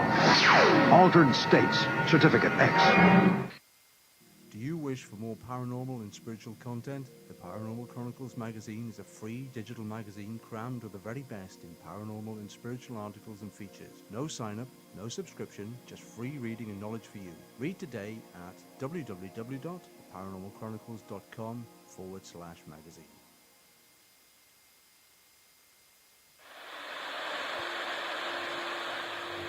Join us every Wednesday night at midnight Eastern Standard Time for Weird Wednesday, the live stream, with your hosts Jamie, the Living Dead Girl, and Rob, the Phantom, where we'll talk about all things paranormal, including zodiac, astrology, tarot card and oracle card readings, live ghost boxing and spirit communication, where we'll do Voices from Beyond, the Cold Case Files.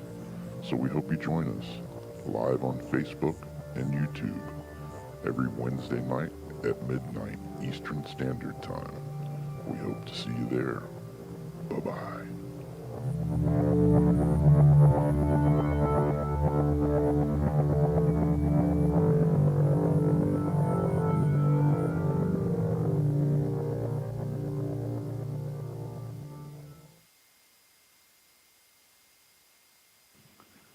Paranation Magazine is a new paranormal magazine based out of Denver, Colorado. Our goal isn't just to give you the best paranormal content out there, but to promote paranormal unity.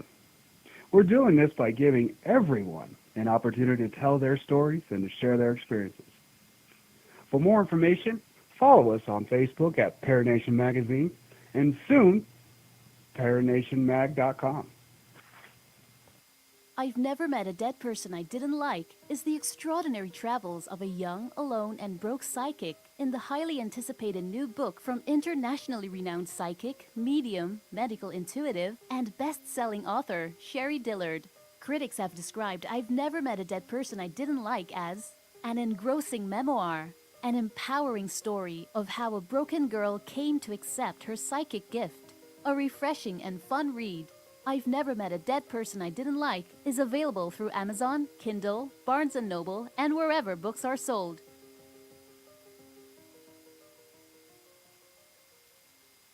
Wrote Spirits of the Dead with a pen dipped in warm blood. You will see the ultimate in terror with this important all-star cast. Brigitte Bardot, Alain Delon, Jane Fonda, Terence Stamp, and Peter Fonda in Edgar Allan Poe's Spirits of the Dead. Only Poe's demented genius could bring to the screen such horror and evil. Spirits of the Dead stars Brigitte Bardot, Alain Delon, Jane Fonda, Terence Stamp, and Peter Fonda. Directed by three masters of the cinema, Federico Fellini, Louis Malle, and Roger Vadim. Spirits of the Dead is an adventure in terror beyond your wildest nightmares. Spirits of the Dead in color is rated R. Accept the fact that this city is headed for a disaster of biblical proportion. What do you mean, biblical? What he means is Old Testament, Mr. Mayor. Real wrath of God type stuff. Exactly. Fire and brimstone coming down from the skies. Rivers and seas boiling. 40 years of darkness, earthquakes, volcanoes. The dead rising from the grave. Human sacrifice, dogs and cats living together. Mass hysteria.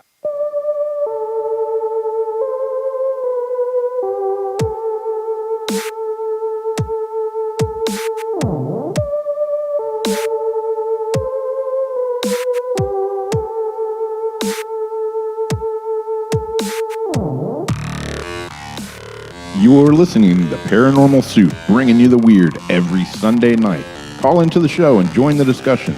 The call-in lines are 219-230-4444 or 260-225-9419 or by Skype caller ID OOJBland00 or JBland Paranormal Soup. And now to your host, Jason Bland. Tonight's guest is Wajid Hassan. He's the author of The Struggle for World Sanity. He's joining us. We're talking about Yeah, it's very Paranormal Soup show, of course. We got a lot of different topics, cosmic beings, reaching higher consciousness, healing the world. The world needs it. The world's gone insane. We talk about it every Sunday night, right? Well, join us tonight. Call into the show. Let me open up the phone lines. Do you think aliens are going to here to save us? Join that conversation. I don't know. I hope they're. I've talked about my spiritual experience, where in that moment when I was being saved, I honestly felt I was saved by something higher than I could possibly imagine, God, whatever. The love and compassion, the moment I never felt more safe in my life. All the worries and stuff that I have still were gone at that moment. Makes me believe there is something in a higher realm or conscious that is watching. If it watched over me in that moment, it was watching over all of us. It was the ultimate form of love and compassion. I hope there's something like that out there. You can join this conversation tonight. And don't forget, you can help this show out. Every Sunday night, we're streaming live here, but we do have bills to pay. Patreon, you can find us on Patreon on Jason Bland, Paranormal Soup. Or we do have Super Chat and YouTube. You can always donate through there. Helps pay the bills. Got a lot to get to, so let's go ahead and get back to our guest.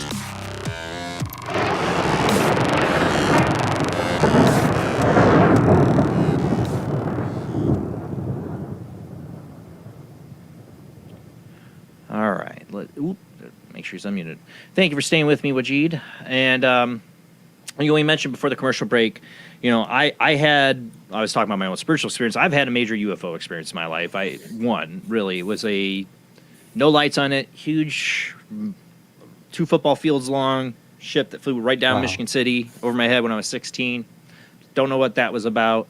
And I've had another weird experience where I might have been taken on a camping trip a few years after that. I believe we're here. There's no doubt in my mind that they're here. They've been here. I'm a big fan of the ancient aliens kind of theory.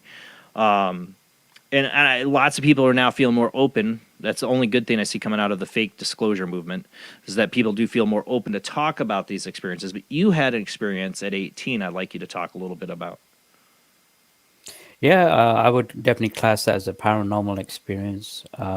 Again, I didn't I didn't know anything about flying saucers or UFOs, but I just got this inkling that I had to be somewhere at a specific time. It was,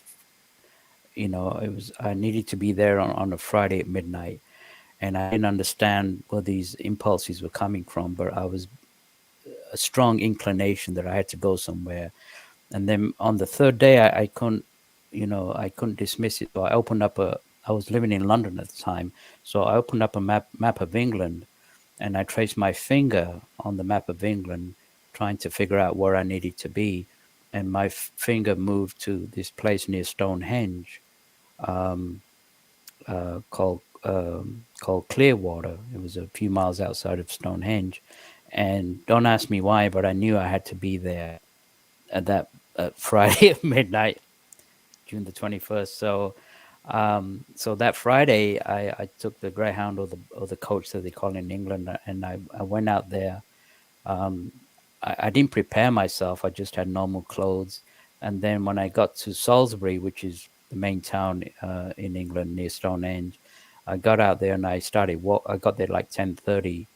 And I knew I had to be at that particular place at midnight. So I walked an hour and a half through these dark country lanes. And then finally at midnight, there was a little lake by a field. And I crossed over into this field, which was fenced off. And exactly at midnight, I saw this white-shaped object that flew from the west to the east above me.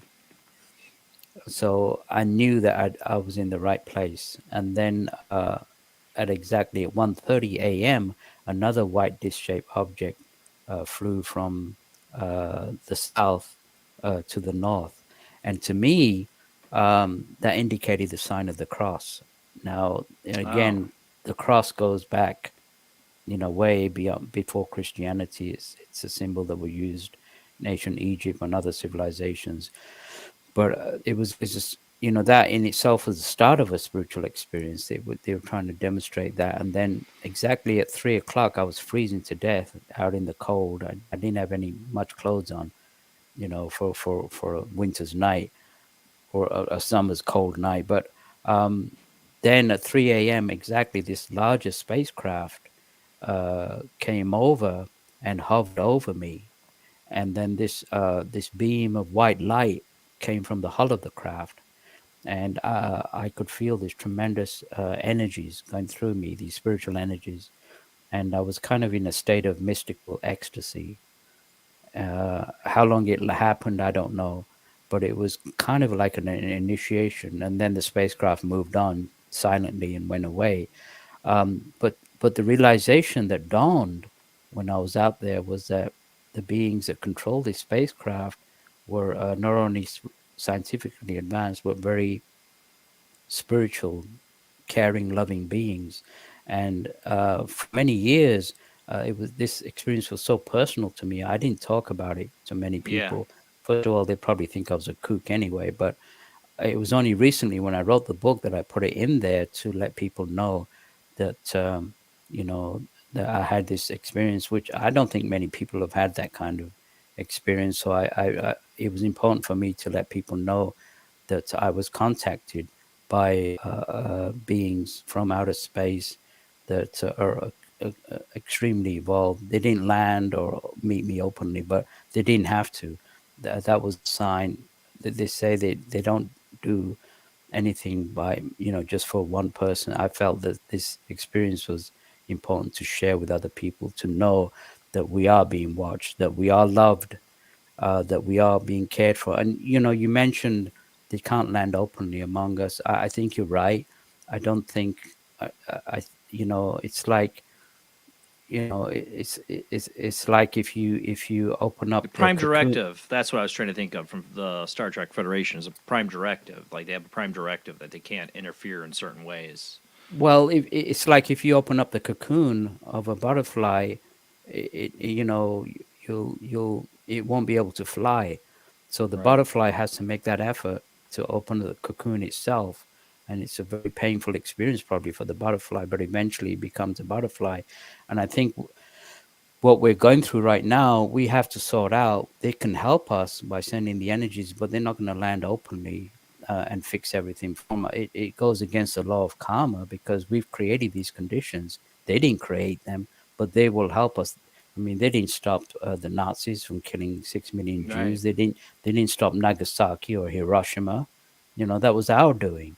Yeah. So, but there was one transmission that came through Dr. King, where they said that there was another planet in this galaxy that was going through a similar situation that planet Earth is going through right now, and this planet listened to them, and the inhabitants started absorbing these energies and sending them out and creating this peaceful environment. And they said within 50 years, that planet completely changed from being warlike to very peaceful. So if we en masse open ourselves up at this time, right now there's only a handful of people that are doing it. And to them, it doesn't matter if they believe in us or not. They still send down the energies anyway when they're in orbit. But if we consciously en masse open ourselves up, I think they will land. They will land tomorrow. But I think As long as they don't ask, take me to your leader, because I don't want to take them to any of those guys. We do have the phone lines filling up right now if you're ready to take calls. Absolutely. All right, so I got 856 area code on the line. Adrian, you're on the other line. Just hang in there. Who do we got on the line? Jason, it's me. I tried Hey, to Dee. call earlier to let you know that I'm still under the weather and now I have bronchitis. Oh no. Well, you got to take care of yourself, Yeah. D. Make sure you're getting your sleep. You can always rewatch the show if you need to. Got to make sure Yeah. you're taking care of yourself. What's your question for our guest tonight, though? I don't know what was on there, and I've had trouble with my Facebook and my whole tablet all last week. Oh. So I've been shutting it down all week. And it's just a health issue started up 2 weeks ago, and I went to the urgent care last Sunday, and it was horrible. And then I went to the doctors on Thursday last week, wound up with bronchitis. Ooh. So then I go out to a parade today and just don't feel great still. So. Wajid, do you have Anyway. any recommendations for her, or can you for healing? Well, of course, we don't go against the medical establishment. So, of course, take care of whatever you can medically. But people, if you have friends or relatives, they can send you, ask them to send energy, and they can send it out, raise their hands, and send a white light to you, and send you healing. And you could ask your friends and relatives to That's do a that. problem. My mom's in heaven, so. Well, no, it's not a problem, D, because you know what? We have a whole chat room of people that believe in this, people that listen to this show. Yeah. Right now, tonight, guys, do me a favor, and I will do it too, D. We are going to send you out some white light tonight, right? Everybody listening? I know you guys will. We will send you out some white light, D. Thank you so you know very that we much. love you here on Paranormal Soup, and you're in our thoughts, okay? So take care of yourself, okay? Thank you. Love all of you very much, too. All right. Well, you have a good night, D. Thank you. You too. And I be would careful, and there's snow around everywhere except for me, and I'm upset. I want my blizzard. Well, luckily ours melted. All right. Have a great night, D. Yeah. Also, Oh. with D, there's a book that Oh, yeah. Dr. King wrote that it's called "You Too Can Heal" on Amazon. So you may want to get that book and learn about healing, self-healing as well. That's a good recommendation. Thank you very much. You're All right, welcome. D. Have a great night. You too. Have a blessed night. Bye-bye. Bye. All right. I think we got Adrian on the other line. How you doing tonight, Adrian? I'm doing fine, Jason. Thanks. Hi, Wajid. This is Adrian Hey, from Adrian. Connecticut. Hi. Hey, I appreciate you. I appreciate you sharing your stories because I've had so many experiences and I've shared a lot of mine, and it's helpful to me and helpful to others. But I have a different question. Mine had to do with the yogis when they're trying to achieve a higher state of consciousness. They burn a lot of incense. Is this correct? Incense is just a way of stimulating the senses and reaching to help reach a higher state of meditative. I personally don't like incense. It bothers me, but some people use Tibetan oils as a perfume, just to raise their, perfume and smells, nice smells, the smell of a flower, rose flower. All these are designed to help bring a higher state of consciousness. Okay, so it's basically to help you align. And are there particular herbs in these incense that have powers that help them achieve, or is it strictly up to the individual to They just don't have any utilize the aroma? Yeah, they don't have any powers. They clear the vibrations of the room. If it's the vibe Like smudging. are not Yeah. good. You know? Yeah, so they're not. They don't. That they, makes they sense. don't. Yeah, they don't actually do anything for you, but they help raise the vibrations. You have to make the effort. Just to making a raise your sacred space. Right. Exactly. Yeah, yeah. Okay, very good. You answered my question. I thank you very much, and y'all have a You're good welcome, night. Adrian. You too, Adrian. Bye-bye. Bye. Phone lines are still open, guys. You can call in tonight. Oh, I forgot to put the banner thing up. It gives you the phone numbers on my main screen. Let me do that. And there we go. So if you're watching, you can see the numbers. But their numbers are 219-230-4444, 260-225-9419, Skype ID OOJBland00 or JBland Paranormal Soup. Those are the ways to call in. Join the conversation tonight with our guest, Wajid Hassan, author of The Struggle for World Sanity. Okay, so I was interested in this aspect of your life where you had saw this UFO, because it's very Richard Dreyfuss Close Encounters of the kind of moment. Yeah. Where you have to go somewhere, don't know why, you're not even into the alien thing, and you have this experience. I had another one in. Yeah, go ahead. I had another one in LA as well. But go ahead.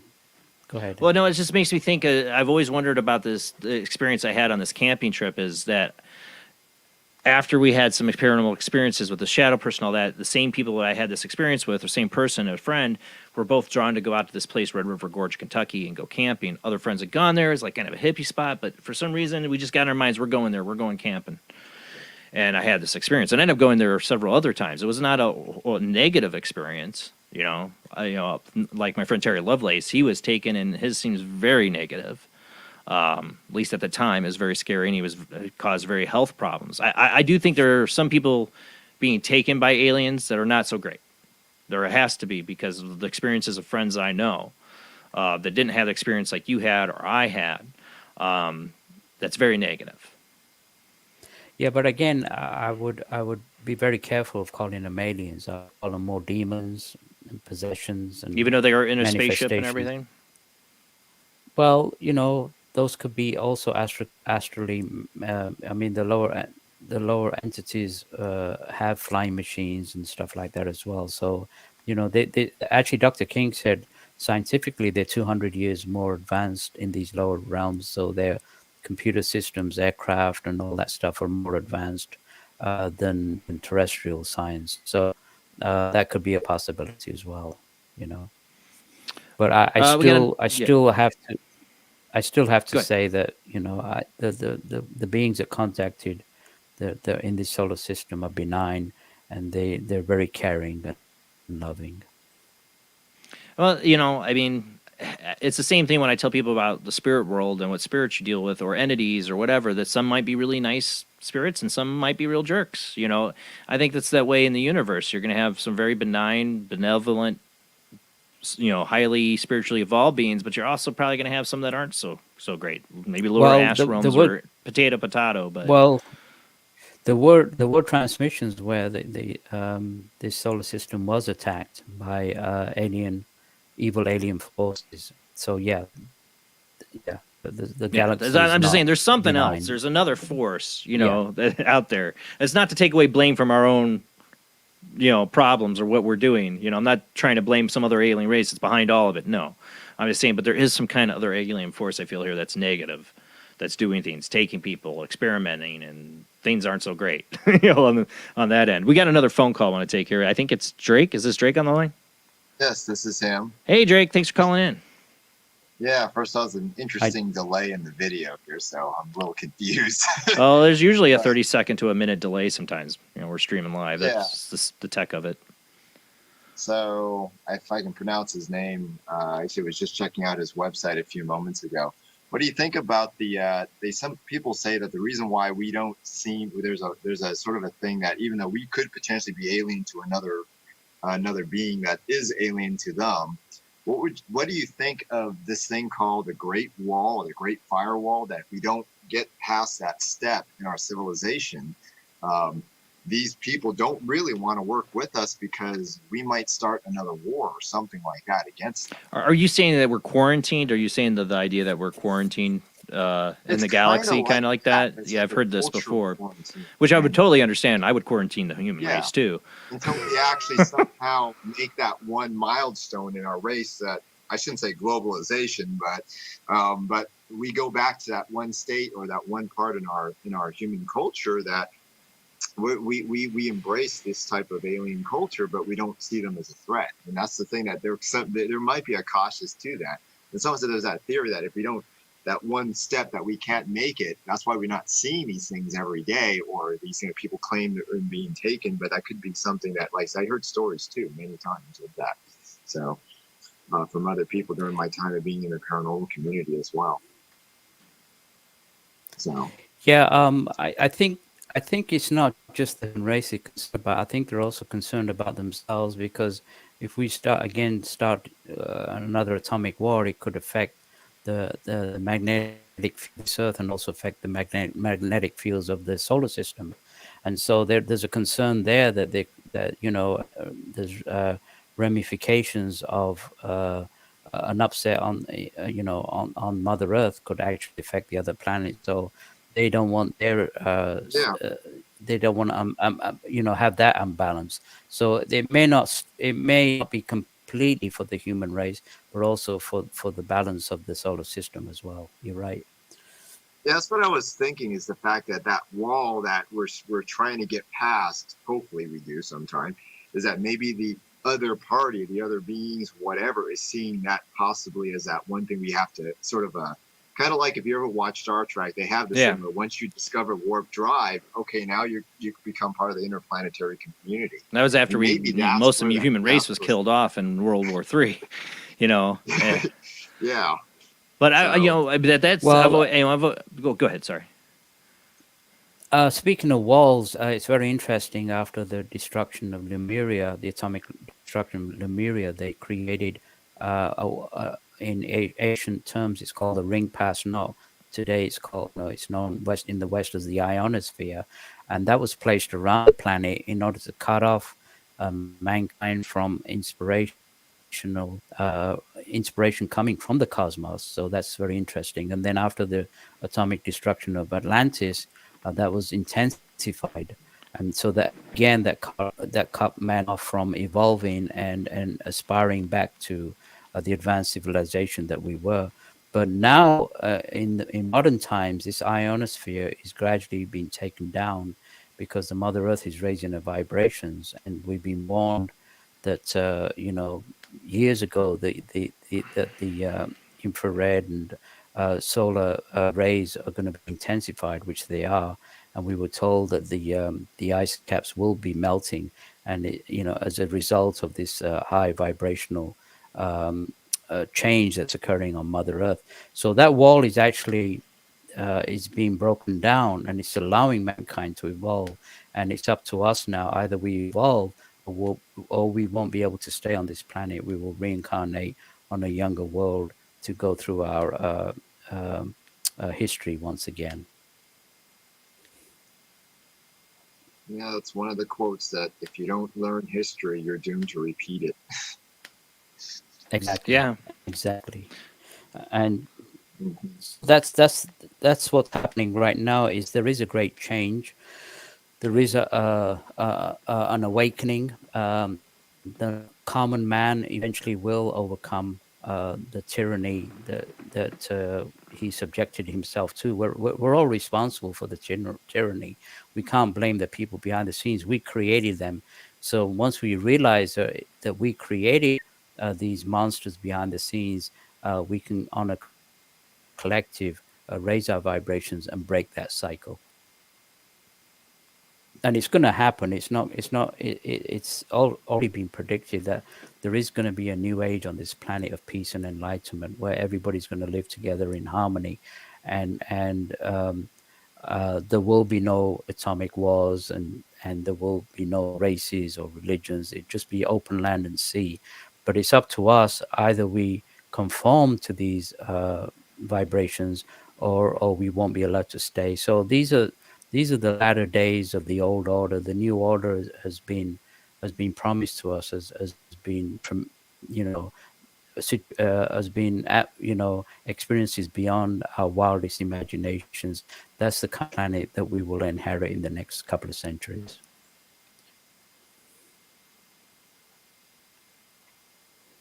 Does that help? Any other questions, Rick? No, I don't have another question, but on your website, I think I found the right site. It was I pronounced that, author.com. It did flag my malware detection, so you might check your WordPress. I work on WordPress sites, so I've seen stuff like that. So just to let you know, just a heads up. Well, let's make sure he's got what's your website?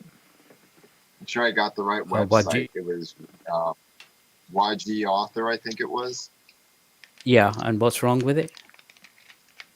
It tripped my malware every now and then detection, which is antivirus protection. So I'm wondering if you might want to run, in the past, what I usually say is run like WordFence or something on that site for security, because it may have a hidden code somewhere or something that's trying a worm or something whenever someone loads the site. It could be an ad or something, I don't know. But it did trip my malware. I didn't take it 3-4 tries before it loaded. Okay, I'll have it checked. Thank you so much. Appreciate it. Tech support from the callers. All right. Thanks, Drake. All right, no problem. Have a good one. You too. Bye. But it's just the thing. It's like there seems to be like you mentioned, like if we were, we end up destroying ourselves, that we'd be reborn on another planet. I've always felt that this world or something. Somebody else who was, I can't remember what it was. They were also somebody who channeled or whatever, and they channeled information about the human history in the solar system, the past, and that we were actually souls from another planet that was blown up, that we've been through all this before, that we Well, basically... actually, that was actually revealed by the cosmic masters, and the people using that. That was actually first revealed by Dr. King through his transmissions, and people have just copied that. Go ahead. But that's the thing. When I read that by whoever copied it, I don't remember. I have a book for it, whatever. It resonated. You know what I'm saying? Like, it resonated really big with me. This is many, many, many years ago, and I've always felt there might be some truth to that. You know why it resonated? Because there's part of you that recognized the truth. Some people, this planet was Maldek, and when I mention that to some people, that's the it name. resonates. Yeah, and that was the name of the book. Because we were there at one time. The subconscious mind remembers everything, so part of us still remembers. So I think they might not have been copying George King. They might have been just channeling into the same thing he channeled into. Same name, same thing, But like I say, that was first revealed in the 1950s. The planet Maldek was revealed through Dr. King. So there was other practices that that the master theorists gave, and people are copying them. We don't look at this as copyright. I mean, if these truths are being sent out, then the better, because the more people know about the truth of Maldek, that we destroyed that we destroyed our planet and came to this earth. Again, these are truths that are horrific. Let's face it. The race that we did that. Yeah.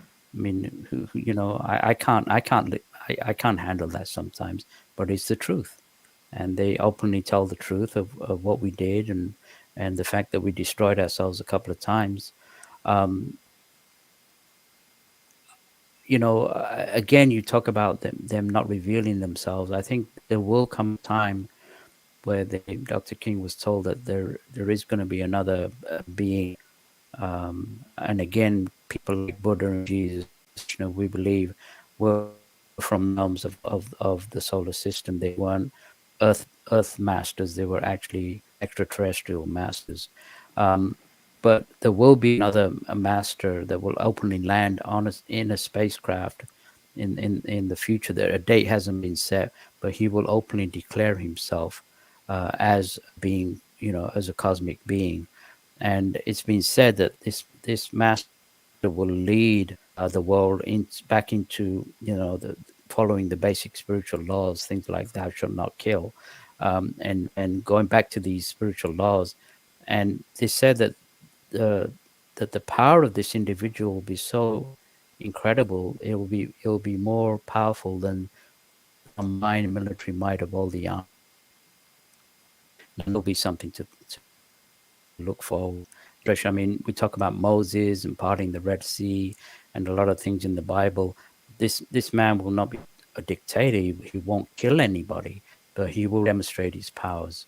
Because sometimes I think mankind needs to be shown by demonstration that there are beings, they're spiritual, but they're also more powerful than mankind.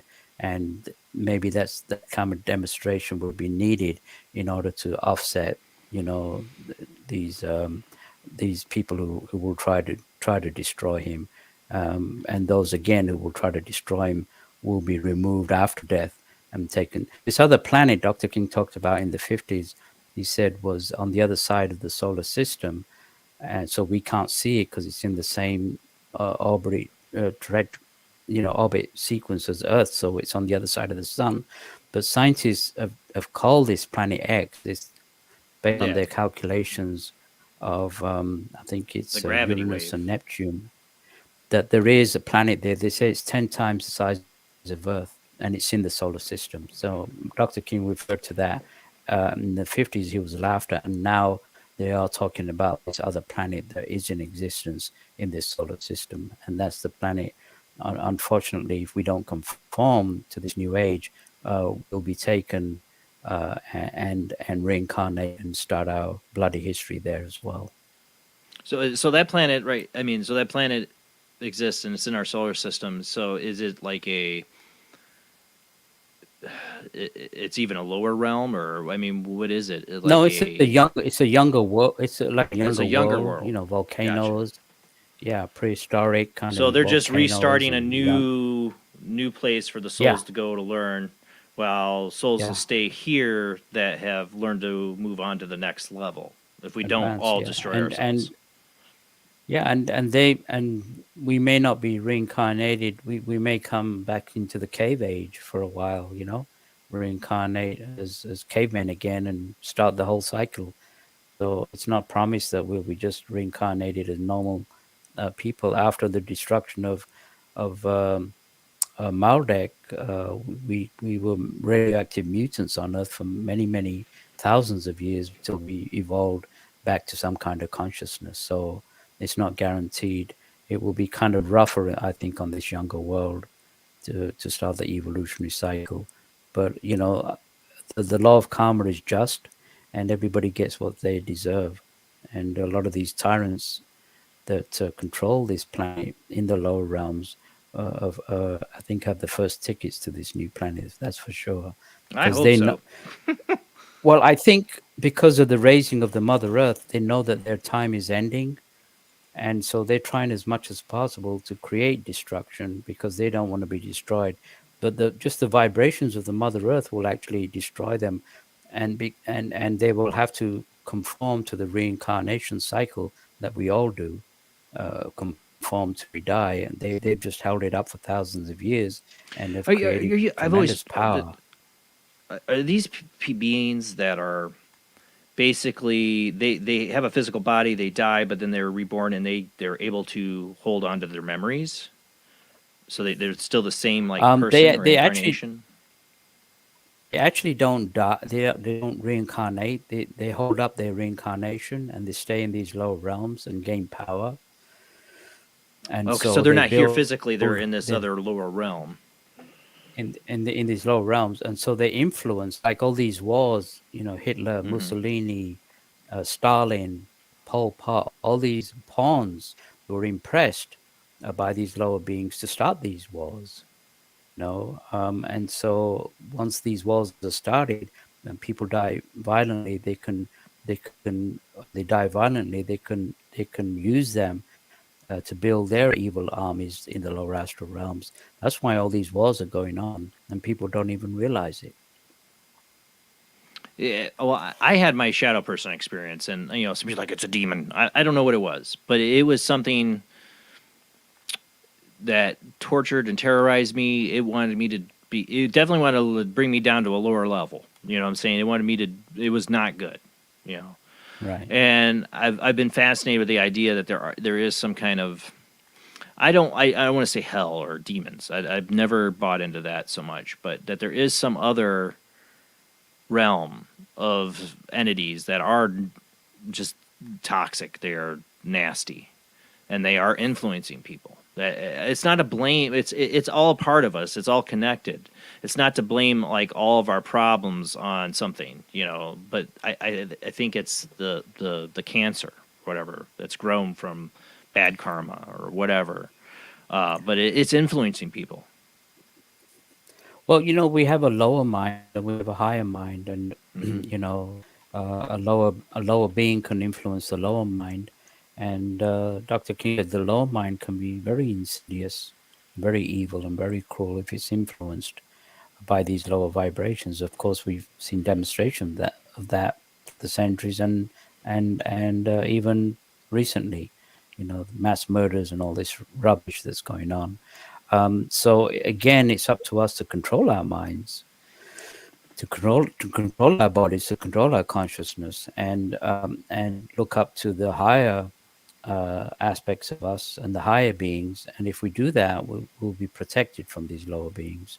So it's another incentive for us to keep our vibrations on a higher level, so that we don't get influenced by these lower vibrations. There's also the what I see is it's just as we're growing in technology and society. I mean, for one, you mentioned cell phones. Everybody's. I'm just as guilty. I have my cell phone. I'm on it. I try not to be as much as I used to be, but we have all this technology, and there's this thing called transhumanism that I see happening. I was talking about the new AI called OI, organoid intelligence, basically taking human brain cells and combining it with AI technology. And then there's talk about putting chips in people's brains and uploading people, and then some of these billionaires are looking for immortality through it.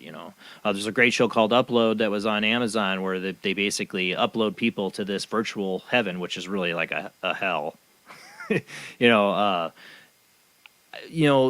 There's not just nuclear war we're threatened by our own creation. I believe we're threatened by a lot of things by our own creation, besides plagues and what we've went through the last few years, but by our technology of, like I said, AI or transhumanism, where we disconnect ourselves from our actual spiritual beings into this machine like Borg, Star Trek reference again, kind of entity. Well, the thing is, we got billionaires, trying to, for $1 million you can spend 15 minutes in space. We got these futile things. Trying putting microchips and controlling AI through brain cells. The first thing, the priority that the human race needs to understand is that we're one entity.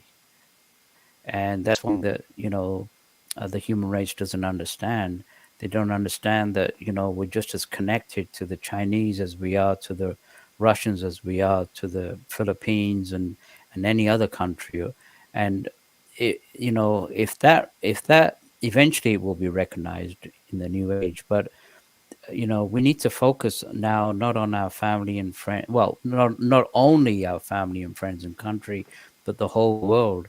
And to realize that we are one metaphysically, and that we again, if the law of karma and the law of reincarnation was taught to the children in the schools first, that first of all you're responsible for everything that you do, and then also you can't get away with anything. Like, look at the mass murderers.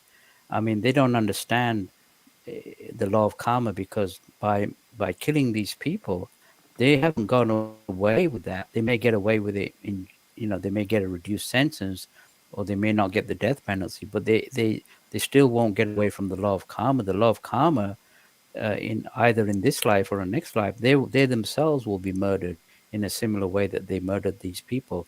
Again, not to punish them, but to teach them that you don't murder.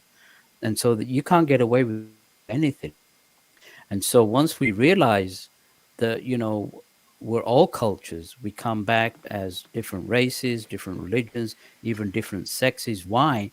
In order to learn in this classroom called Earth, and that we're all interconnected. Once that realization dawns, then selfishness will go away. This stupid racial pride, this thinking that we're, one race thinks that they're superior to another race. The division that we see now, under the guise of racial equity that we see, I think is very telling. It's such a manipulation. To me, it's obvious, but we're trying to go back to all of our past reckonings. We should know our history. We should know the crimes this country's committed in other countries. We're not the only guilty country of doing things like slavery. But instead of using history and learn from it, we're using it to divide ourselves and put ourselves in segmented groups and call out my white fragility. And it's like, I'm human, you're human. That's where I'm at. We're all one. Russian, Ukrainian, black, white, Hispanic, Japanese. Doesn't matter. If you get into the idea of reincarnation, I had two very vivid experiences. One, I was a little black girl who was a slave, beaten to death by her white father and master. The other one, I was a Buddhist monk who was shot to death by soldiers. And I'm sure I've had others where I'm the killer. I'm the bad one. It takes you down a notch and humbles you lets you know that you've been the bad guy, you've been the good guy, you've been black, you've been white, you've been a female, you've been male. You know, you've been Right. all these things. And you'll be more to understand. You know, walk in someone else's shoes Right. to understand them. I tell this to my kids all the time. I say, when somebody's acting out at you or being mad or they're just acting, they're driving you nuts or they're doing things, you don't know what they go home to. You don't know what it's like to be in their shoes. I try to teach my kids of anything, compassion and understanding as much as they can. It's hard. We're human. We want to attack the thing attacking us. Right. It's hard to turn the other cheek, but I try to instill that in my kids. One thing I have to ask you, though, it's always kind of bothered me on the reincarnation thing, and I'm, like I said, I'm a believer, and I've had my experiences. You made the example of if, like a mass murderer, somebody does something evil like this, that their karma is they're going to be reincarnated, and now they're going to be the victim, which I get. The way to learn this is to go through the people you victimize. But that means then there's somebody else that has to step in to be the murderer. How does that work in karma? I'm not criticizing. I've just not understood it. I like I said, and I believe in reincarnation, but that's the one aspect of it I've never totally comprehended, because it's like, is it just an unending cycle? I mean, you see what I'm saying? Like, how does that work? Well, that's just an example. I mean, I know, but that's an example I've thought about. I've thought about this example in my, a lot. Another thing that Dr. King said was like if you committed a crime, you could reincarnate. Like if you use sight to be cruel to somebody, you could come back blind. Or if you use your strength to murder somebody, you could come back disabled. All these things. So I'm not a lord of karma. It's not for me to look at. This is one of the things that's always perplexed me. Is like, I mean, it's just enough souls and live streams out there that there's going to be another one to come around, and they need to learn their karma, and you now have to be the victim. I mean, well, it's just one of the things I've always wondered about. It's it's not a criticism of the idea. It's like my friend's daughter. Her son died at 2 years old of brain cancer. Now, who am I to unless I'm a yogi and I can look at the past lives of that individual, then I would understand why that individual died at 2 years old of brain cancer. But we as normal human beings can't answer that. And the law of karma, that's what Dr. King said about the law of karma. It doesn't favor, and it's absolutely just, and it's absolutely fair, and everybody gets what they deserve regardless. So one aspect of reincarnation is a 3-year-old can play the piano. Where did that come from? Or has a IQ equivalent to a professor? These are all things from past lives. But it's unless we're an advanced master, we can't really judge the karmic situation. But at the same time, we don't, like in India, people look at the beggar on the street, they go, well, that's his karma. Well, they're going to incur negative they karma created by a just class saying system that's out his of karma. it. Right. Yeah.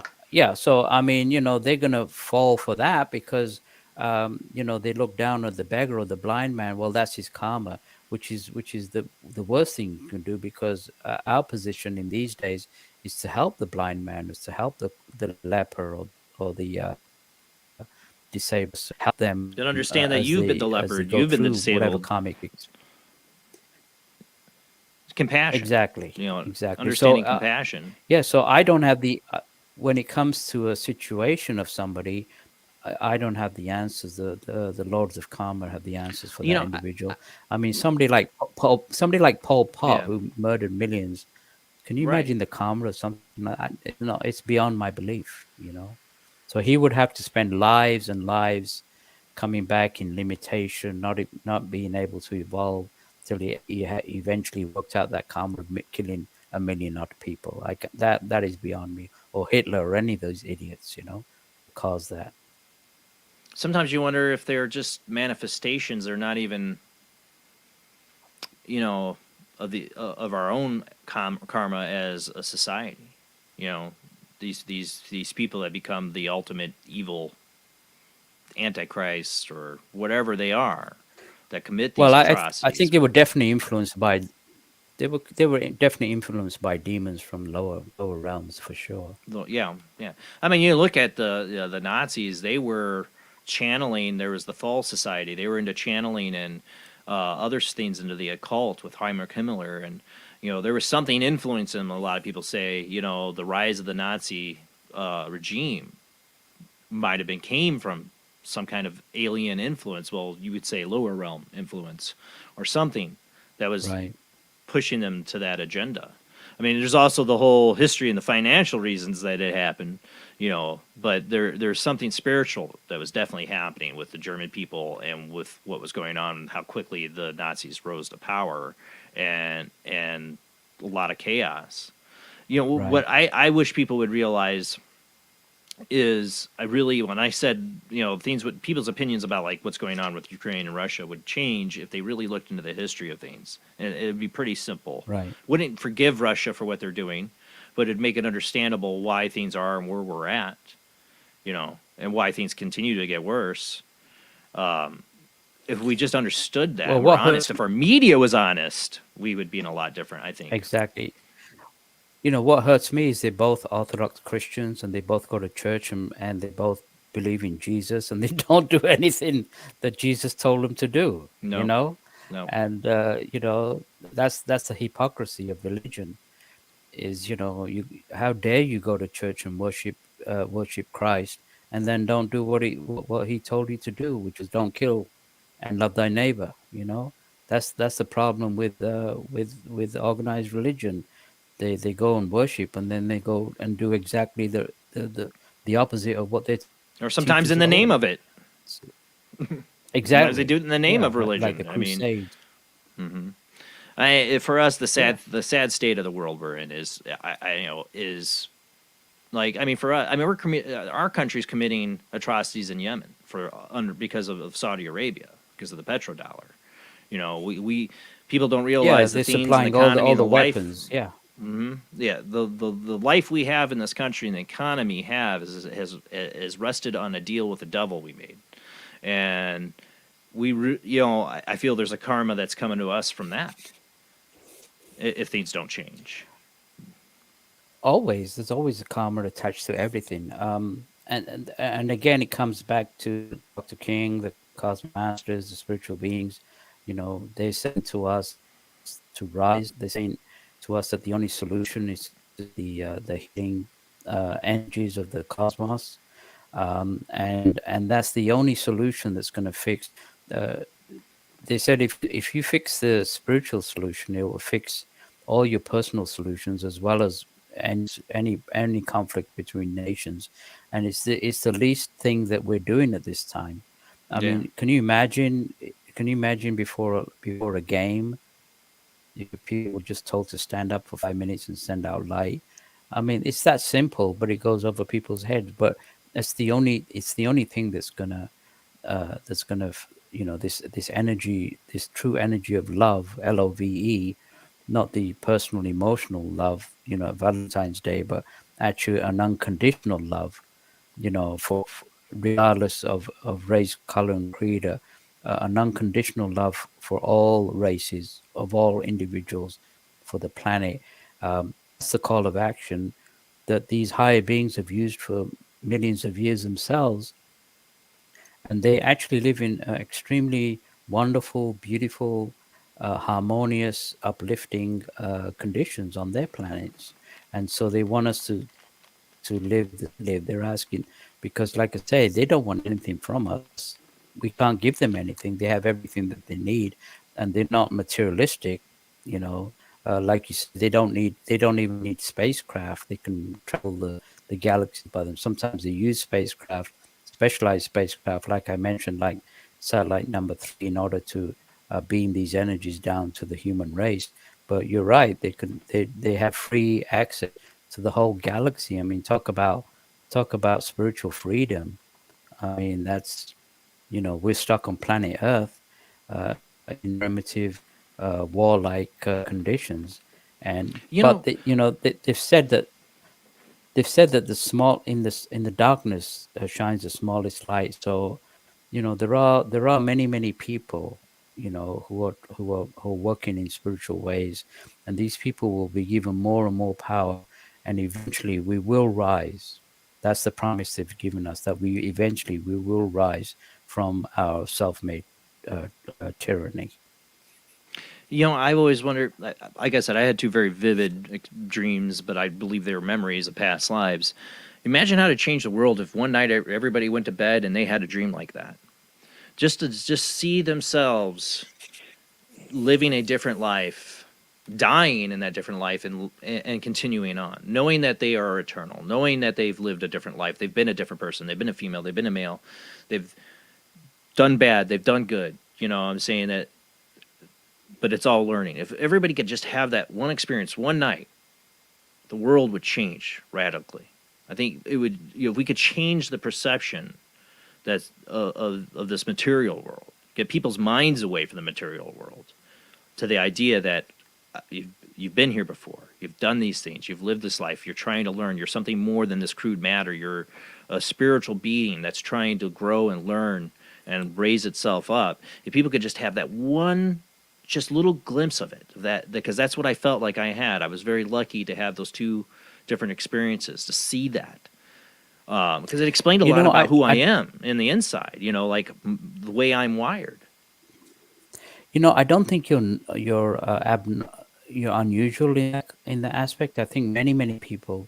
A friend of mine recently said a few years ago she was meditating and something pinged in her head and she felt light and she just felt at peace, and nothing bothered her. So she had this very high experience, and I think the higher self sometimes does give those kind of experiences. I've heard of people, they've gone to sleep and they've been they've had problems in their lives. They were addicts and whatever, and they suddenly got up one day and said, I had this dream. Now I'm not doing this anymore, and they completely changed their lives. So I think we're not unusual in that aspect. I think many people get that. It's just that people move on and they don't learn from that experience. Like I had this experience that changed me. Of course, I'm not a saint. There's many bad things that I've done in the past, but I'm still trying to be a better person. But these experiences teach us that, along the way, that there's hope. And so they gave me hope, they gave you hope, and I'm sure. And Dr. King says nobody on this planet is left out. Even the lowest of the low, have the ability to climb out of the pit. So don't look at people who are saintly.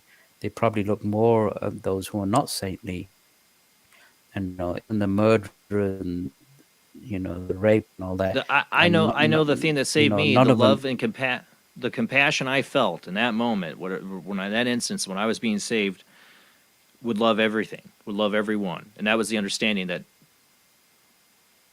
it's only understanding compassion. And that's for everything and everyone. The evil entity that was attacking me, it saved it from. It had it for that too.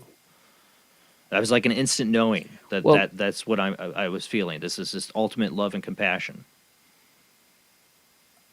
I think the cosmic beings of this system, they regard us not as individuals but as one race. But I think it's that kind of unconditional love that they have for everybody, not just for the spiritual beings, but for all beings. So I mean, the yogi concept that we all came from the one source, and we're all going back to the same source, is what they believe in, which is the divine, which is the spiritual, the universe. We're all connected. They say we're just as connected to you as you are to us. So there's no separation. It's just that they're more highly evolved than we are, but we're just as connected to them as we are connected to a worm. We're all one. The absolute is all. Life is all one, experiencing itself in many different forms. But in the end, it's all oneness, which most philosophies talk about anyway. Yeah, exactly. We got to go to our last commercial break. When we come back, I'd like you said we could do like a prayer or healing Absolutely. for my friend, tonight. So that'd be awesome. And we will open up the Yeah, phone lines. we'll but, do that after the commercial break. Yeah. Yep. After the commercial break. Last commercial break, guys. I will open up the phone lines when we come back from the commercial break, too, if we have any last callers. But we're going to go to this short commercial break with our guest tonight, Wajid Hassan, author of The Struggle for World Sanity. Great conversation every time we have you on, Wajid. We've got a half an hour left. We'll be right back after the short commercial break.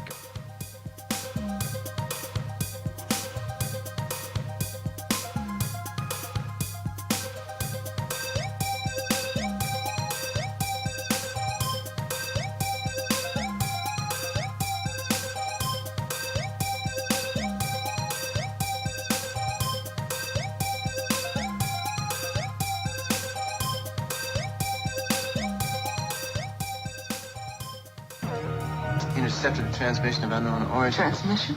Out here? SOS. Human. Unknown.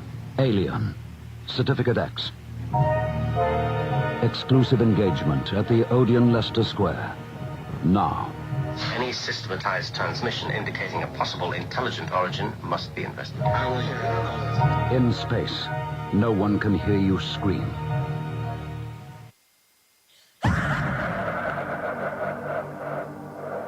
If you are interested in discovering the truth about the paranormal and want to hear from leading researchers in the field, join Justin Brown on his 3 weekly shows named My Paranormal Soapbox, Necromancer Live Show, and the Supernatural Symposium, live on Facebook, YouTube, and InterfaceDeath.net.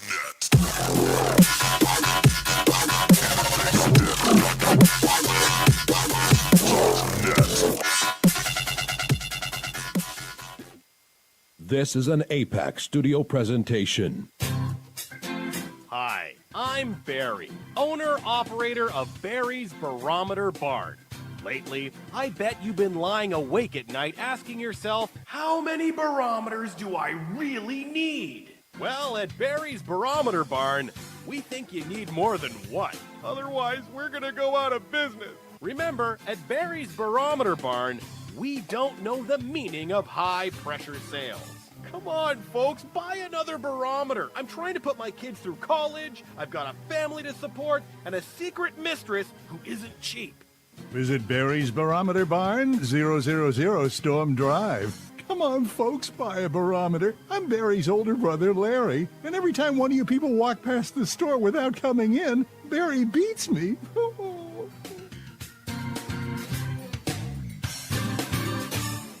This has been a presentation from Tim Morgan's APAC Studio. For more almost professional amateur comic studio content, visit the APAC YouTube channel. Search APAC 2002. That's APAC 2002 on YouTube. When Alex Gardner is asleep, he has an extraordinary gift. The government wants it, the scientists want it. But to keep it may cost him his life. It might be better if Alex didn't sleep at all. But he cannot resist entering the dreamscape. Can you? See Dreamscape in the West End and all over London now. Certificate 15. It takes an extraordinary adventurer to enter the dreamscape. Are you intrigued by Paranormal Talk Radio? You'll love the new Paranormal Radio app from Talkstream Live. You'll find a great selection of talk shows covering UFOs, ghosts, strange phenomena, and much more. Download the Paranormal Radio app now and start listening to the very best in paranormal talk entertainment, including the network you're listening to right now, the Paranormal Radio app, free in Google Play and the iOS App Store. Join us every Wednesday night at midnight Eastern Standard Time for Weird Wednesday, the live stream, with your hosts Jamie, the Living Dead Girl, and Rob, the Phantom, where we'll talk about all things paranormal, including zodiac, astrology, tarot card and oracle card readings, live ghost boxing and spirit communication, where we'll do Voices from Beyond, the Cold Case Files. So we hope you join us live on Facebook and YouTube every Wednesday night at midnight Eastern Standard Time. We hope to see you there. Bye-bye.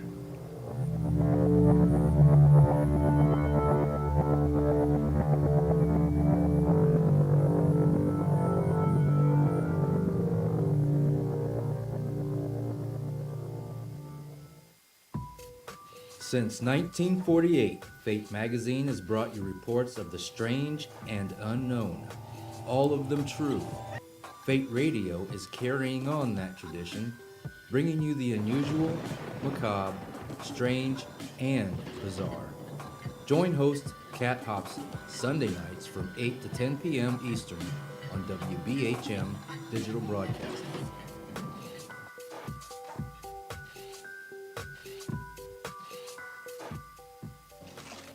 Heat 'em up. Do, re,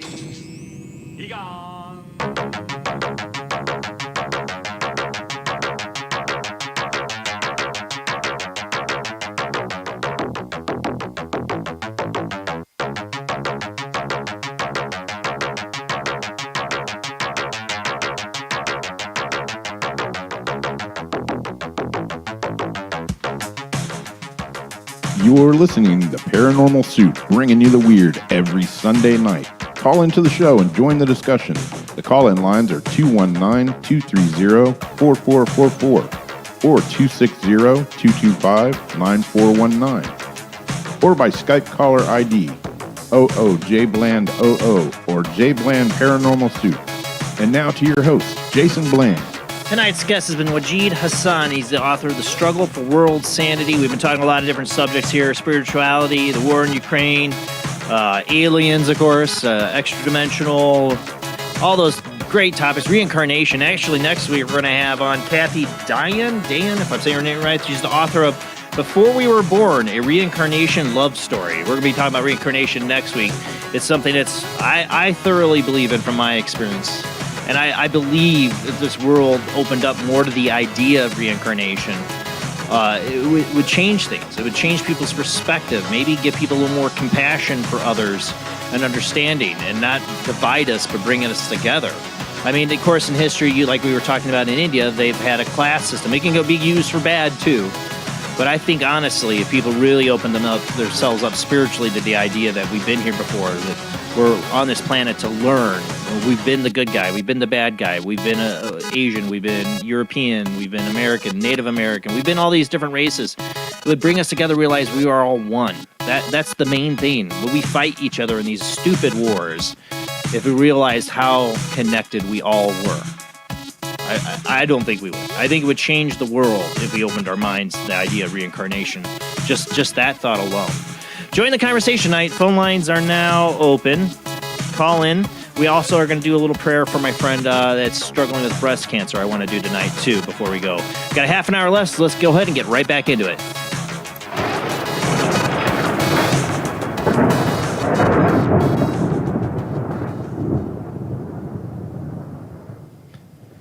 Thank you for still hanging out with me tonight, Wajid, this late.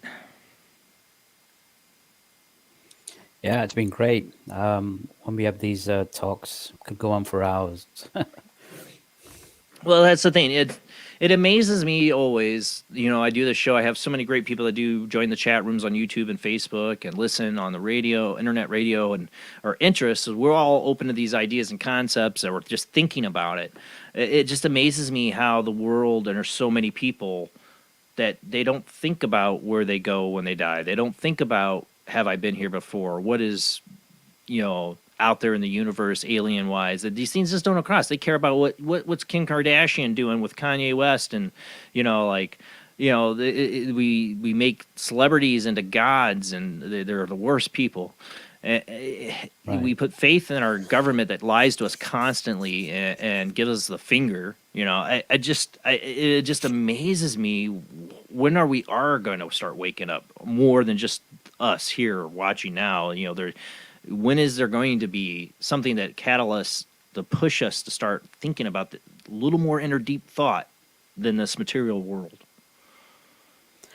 Well, we got people like yourself and other people who I'm glad we're in a country where we can openly discuss things. In some countries, you can't even discuss these things. No. You would be arrested. I mean, some countries you just say anything against the government or anything against their religion or philosophy, you could be sentenced to death or put in jail for years. So, and they're getting better at it with technology. Look at China. Look at what China's doing. I mean, they're monitoring you if you fart, for God's sakes. I mean, they literally have set up an AI system they call Skynet to monitor people's social credit score.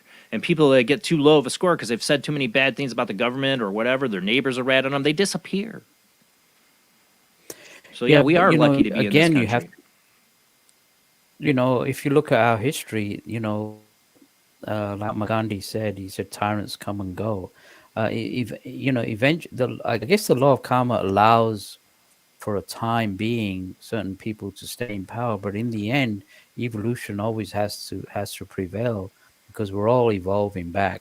So, so no matter how dark the situation looks like, it will change. It can't stay the same forever. And up to a point, people are given power, but then ultimate power eventually falls, and the fall is pretty bad. You look at the Roman Empire, look at the Nazis and the fascists and the communists. I mean, they all eventually fall, but unfortunately, at the tremendous amount of suffering of others as well. So, well, I want to say this. I want there's hope. Well, that's I want to say this. People hear me knock on our history and what our government does, but I believe the foundations of this country, they weren't perfect people, but the founding fathers tried to set up is a direction of positive. We do have freedoms here, and others don't. We do have there was a basic consensus in America about ideas and freedom and liberty and all that. I don't hope we don't lose it. I have to say I like the even though he's a Republican, is Vivek Ramaswamy is an Indian politician running for president. I did like one message he said is that he believes we're going through growing pains as a country, that we can change, we can learn from our mistakes and move on and unite as Americans. And I'm behind that, because we need to we do have some founding principles here. If we could get back to, we could be great country. Well, we need to follow the political ideologies of Krishna, Buddha, and Jesus. I think if we looked at them as political leaders and follow their not the dogma that has been created, not in the religious sense, but spiritual. Not the religious sense. No, the religious cause more problems. But that's why politics don't work, because they divide. There's always one party at each other. But if they came together for the common welfare of the people, the homeless and those who have not, and genuine spiritual. I mean, this. I mean, they. I mean. In God we trust, on the dollar. Well, if you really trust in God, then do what's required. What God asks us to do. If you're a Christian, then really do what. That's what the Dr. King was actually on the BBC. He actually went into a deep somatic trance on the BBC. It's on YouTube, and the commentator asked him, he says, what's your message to Earth? Now, the master Aetherius, he could have said, well, follow Dr. King or follow us. You know what he said? He said, well, if you're going to be a good Christian, be the best. If you're going to be a good Buddhist, be the best. If you're going to be a good Hindu, be the best. In other words, don't be a hypocrite. And a lot of the religions are followed by tremendous hypocrisy, and they don't really follow the spiritual laws. You look at all the spiritual masters; they pretty much say the same things. So I mean, it's all goes. They just came in different ages, different cultures, but the teachings are all the same. And so, on a political level, political parties need to dissolve their differences and look at the common welfare of the people first. The spiritual welfare, and provide everybody with. The planet Earth has everything that we need. It's just the greed, of corporations that is causing this imbalance. But we have everything that we need, and this selfishness and greed has to stop. And this dogma and this wrong teaching in religion, saying that this religion is better than another religion, when in all honesty, everybody's the same. So that has to stop. I think people need to be a little more humble and just be like, "Who the f are you to say your religion's right over somebody else? You know, are you God?" Yeah, I mean, seriously. I mean, for people that go out there and Right. just, I understand faith. You have faith in that, fine. But are you the ultimate knower of everything and know you're right? You might have faith you're right. Does that mean you know you're right? I mean, you can think you're right, but do you have ultimate proof that you're right? To force your religious ideas on somebody else. I am for, I'm for people who are, to live their life. I'm a libertarian at heart, to do what they want to do as long as they're not causing harm to others.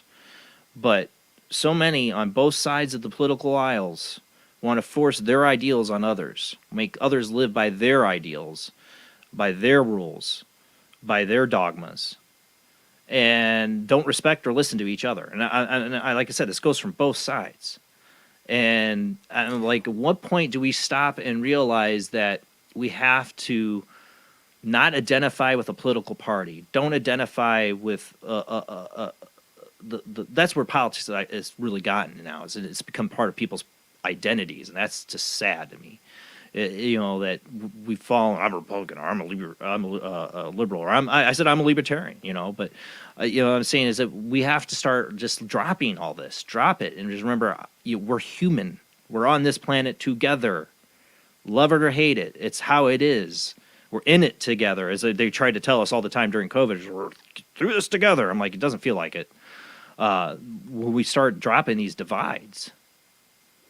Well, in the third freedom, in Nine Freedoms, is called service, and in there, the Cosmic Master said that the greatest yoga and the greatest religion in these days is service to others. That's the new religion, is service to others, regardless of race, color, creed, or religion. That's the only thing that's going to save us, is genuine service to others. Either through charity, through physical help, or through spiritual healing. And that's the only religion that is the new religion of the world, is service to others. All the other, and that's what the religions originally taught anyway. Right. But they've just been mixed with dogma and false teaching, that they've created this terrible division between races and religions, and it falls right into the hands of the dark forces. They want that. They feed off the energy of hate and suffering, So we have to change that on a global. You talk about physical pollution. We also have mental Spiritual pollution. We have a mind belt. We have a mind belt around the planet, and which is polluted with all this hatred and greed and jealousy. So I think the Master Theory said that the next revolution is going to be a mental revolution. A peaceful mental revolution. So it's not even mass demonstrations and all that. They're not going to fix anything, because they're again hatred. You won't do this mass, and then there's fighting the police and all that. It doesn't work. But to mentally change the mindset of the race is what's needed. Not control the race through the mind. Change the race to an uplifting mindset is what's needed at this time of transmutation. I agree 100% on that. It's about the only thing that's going to fix it. We start changing people's minds. So tonight, before we run out of time, for my friend, you did this last time for her son, and I really do think it helped. Would you be willing to run us through a guided healing? Yeah, absolutely. What's her name? Her name's Jessica. What's your friend?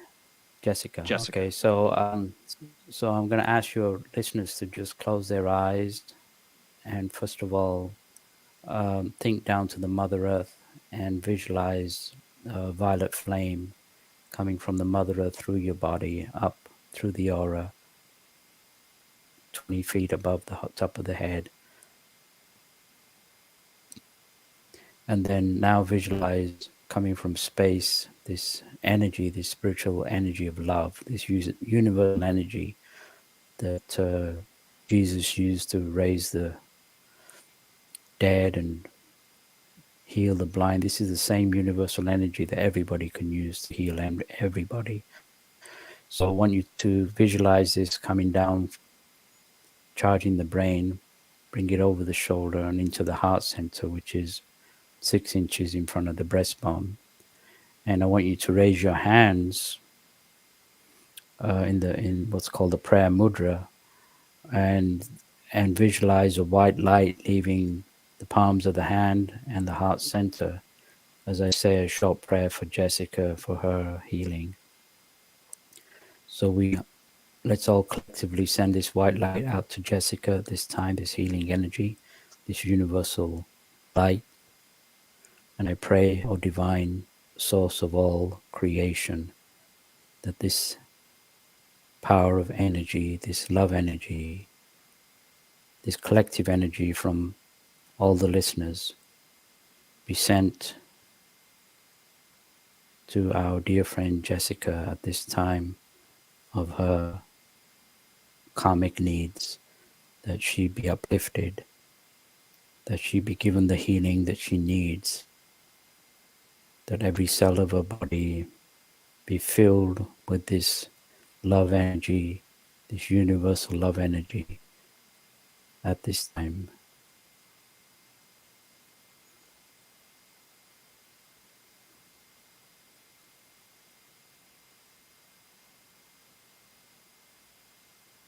And we can just visualize Jessica being filled with this white energy around her body, her aura.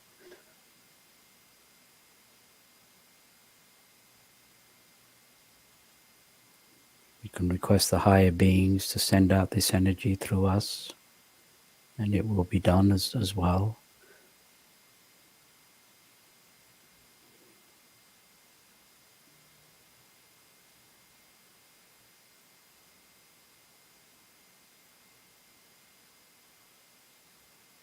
It is done for this, O divine creator. I am indeed grateful. And then you can do a mudra of detachment by swiping the left hand with my hand to cut off the energy flow. So put your both hands together and just swipe them. Just swipe. And that's the mudra of detachment, in full faith that energy that we sent to Jessica will help her in one way or the other. And again, this is a very simple practice that you can do for any animal, plant, human, friends, relatives, even your enemies. And actually, it's more beneficial for your enemies as it is, just as beneficial to your enemies as it is to your friends. And that's the kind of energy that we're talking about tonight. You know, and like you, so if we pull together more people, as you're trying to do with Ethereum Society, and we get more and more people to open up to these kind of ideas, to pray and put out positive energy, we could try. We could change the world. We could stop the war in Ukraine if we got more people to open up to this idea of, you know, I do believe that, you know, I believe that consciousness, mass consciousness, is affected by thoughts and collective thoughts. The Holy Spirit, you know, the bringing people together in a collective union for something positive can change the world. Absolutely. They did an experiment in this prison in Thailand where they were having riots and problems, and then they had the prisoners meditate in minutes a day and just think of peaceful thoughts, and a lot of the riots and the fighting stopped. So yeah, it works, and it works on a universal level, and that's what these. See, the problem is, like I said, the corporations run the governments, the financial corporations, and they're very evil people, and there's just a handful of them. But if the masses really knew what was happening, they would rise up in peace. But we've been so hypnotized and molded over the centuries. I mean, you look at the news, everything's the same. You look at the news, all the news is always the same every day. There's no news channel that has anything different. You look at any station, it's all the same news because it's all deliberately pumped out according to what these corporations want. So we have to break the status quo and, you know, not be afraid and there's no force. If we send out spiritual energy, there's no force that can stop you, no dark force that can stop you sending out this spiritual energy, and the cosmic masters have guaranteed that we will be helped as we. I mean, of course, we get some interference, when we send out this energy, but I agree with you. It needs to be done on the collective. Dr. King devised an operation called Operation Prayer Power, where he actually devised a radionic battery where people get together in a circle and they do prayers and mantra, and they actually send energy into this radionic battery that he discovered. I think it was the Radionics is first something discovery. this is 1950s. That's really early on for the idea of radionics too. And he said he actually invented a battery that was in Atlantean times 100,000 years ago. They used to have radionic batteries that charged spiritual energy. So he was probably the first in the world to create a radionic battery that can hold spiritual power. And so in time, this recent terrible earthquake, we in the Ethereal Society, we actually from this radionic battery in a very intensified scale, which would be equivalent to people, 1,000 people coming together. But Dr. King devised, as a scientist, devised this radionic battery. So in the case of in Syria, and we're doing it also for the Ukraine, but in Turkey and Syria, this energy was sent to the rescue workers, to the people who were injured, and there was miracles. There were people being put out after 4 or 5 days, little babies and stuff like that, which people thought were miracles. But this was energy sent en masse immediately to help strengthen the rescue workers and the injured, and it definitely did some good. And that's what we're talking about in order to change the world. And if we do that, if people collectively got together and stop looking at their TikToks and YouTubes, for endless Get rid of your hours of their TikTok. video games. Get rid of your TikTok. There's nothing wrong. There's nothing wrong with watching some YouTube. I mean, I'm a soccer fan. I like watching English soccer. Nothing wrong with some relaxation and entertainment. But hour after hour, time just It's a dopamine just effect if we as a of social media. Yeah, but That's if we as a concerning. race, Dr. King, when Dr. Alive, he has people at 9:00 around the world, at 9:00 every day for 5 minutes. He didn't say an hour. He said 5 minutes, pray for peace. And so if we on the collective did that, within 3 or 4 weeks, we could change the world. But the world that's is not the ready tool. for that not right now. But that is the tool. That is the things can be good or bad. The internet has TikTok and social media, the dopamine effect of likes and clicks and attention and people. But it also has the ability to do what we're doing here, to do the show and to Yes. talk about these ideas, and maybe put together a prayer group on Facebook to do what you're talking about, to gather more and more and more people to this group to prayer. Well, we have one. Mm-hmm. We have one. It's called 12blessings.org. The 12 being numerical, and there's people from over 100 countries that come together every day. There's no charge, and so go to 12blessings.org, and you can check that out and join us in our quest for world peace. So there's usually about 100, but if we got like 1,000 or 10,000, Right. What imagine could you the power do? that went out. Yeah. Remember, I'm a big Art Bell fan, and he used to do some of these like mass consciousness because he'd have 16 million people listen to him at night, and they did some Wow. experiments that were really interesting. He did loved Art Bell, and he actually got scared by like didn't want to do it because he's afraid of the power of it. He didn't ever want to do it for weather again because they had some stuff that happened. I remember, the 90s when he was doing this. But I've always wondered, if you had some, people, you get that many. And I think that's what's going on with media manipulation in this country. And the problems of the world is the way we keep, it's like the eating snake. We keep feeding ourselves garbage. and creating garbage. Like we're hurting ourselves with social media and our media and everything with negativity, and it's a perpetuating cycle of just garbage, of negativity. It's like we need to start changing that too, because it's affecting us on a mass conscious and affecting the world and reality. Well, you know, they have a saying in the media: if it bleeds, it leads, and it's deliberately Right. done.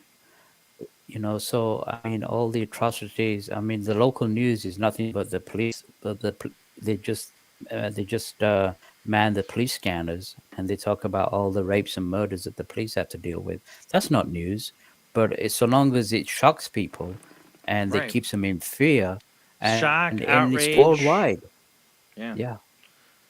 Russell It's done Brand, I'm a big worldwide, fan. I don't know if you've seen the comedian Russell Brand. He has his own YouTube channel, a very huge following. He's Yeah, I getting, met I mean, just well deserved. I met Russell when he was Really? in LA. Yeah, nice guy. Yeah, yeah. Yeah, man, I love Russell Brand, and he was just recently on, I think, on Bill Maher, and he just went off on about, like, you know, I think he was going off an MSNBC host or somebody that was on the talk with Bill Maher, and he just goes off. He's like, you guys are no different than Fox News. You both are propagating your own narratives and agendas, and you know, you're both funded by these banks. You know, you have agendas and narratives that are not true. It's all propaganda. So don't come at me. You know, like you know. He had a really brilliant takedown of where we're at in the state spiritually in this country and with the media and how we're harming ourselves, and that people need to start opening their minds and stop being divided. I love Russell Brand. Go check out Russell Brand. I mean, I'd love to meet that guy. I would love to meet Russell Brand. You know, Dr. King in the Nine Freedoms said that if this was a truly peaceful country, he said we will not need any atom bombs, any armies, any, you know, to protect ourselves.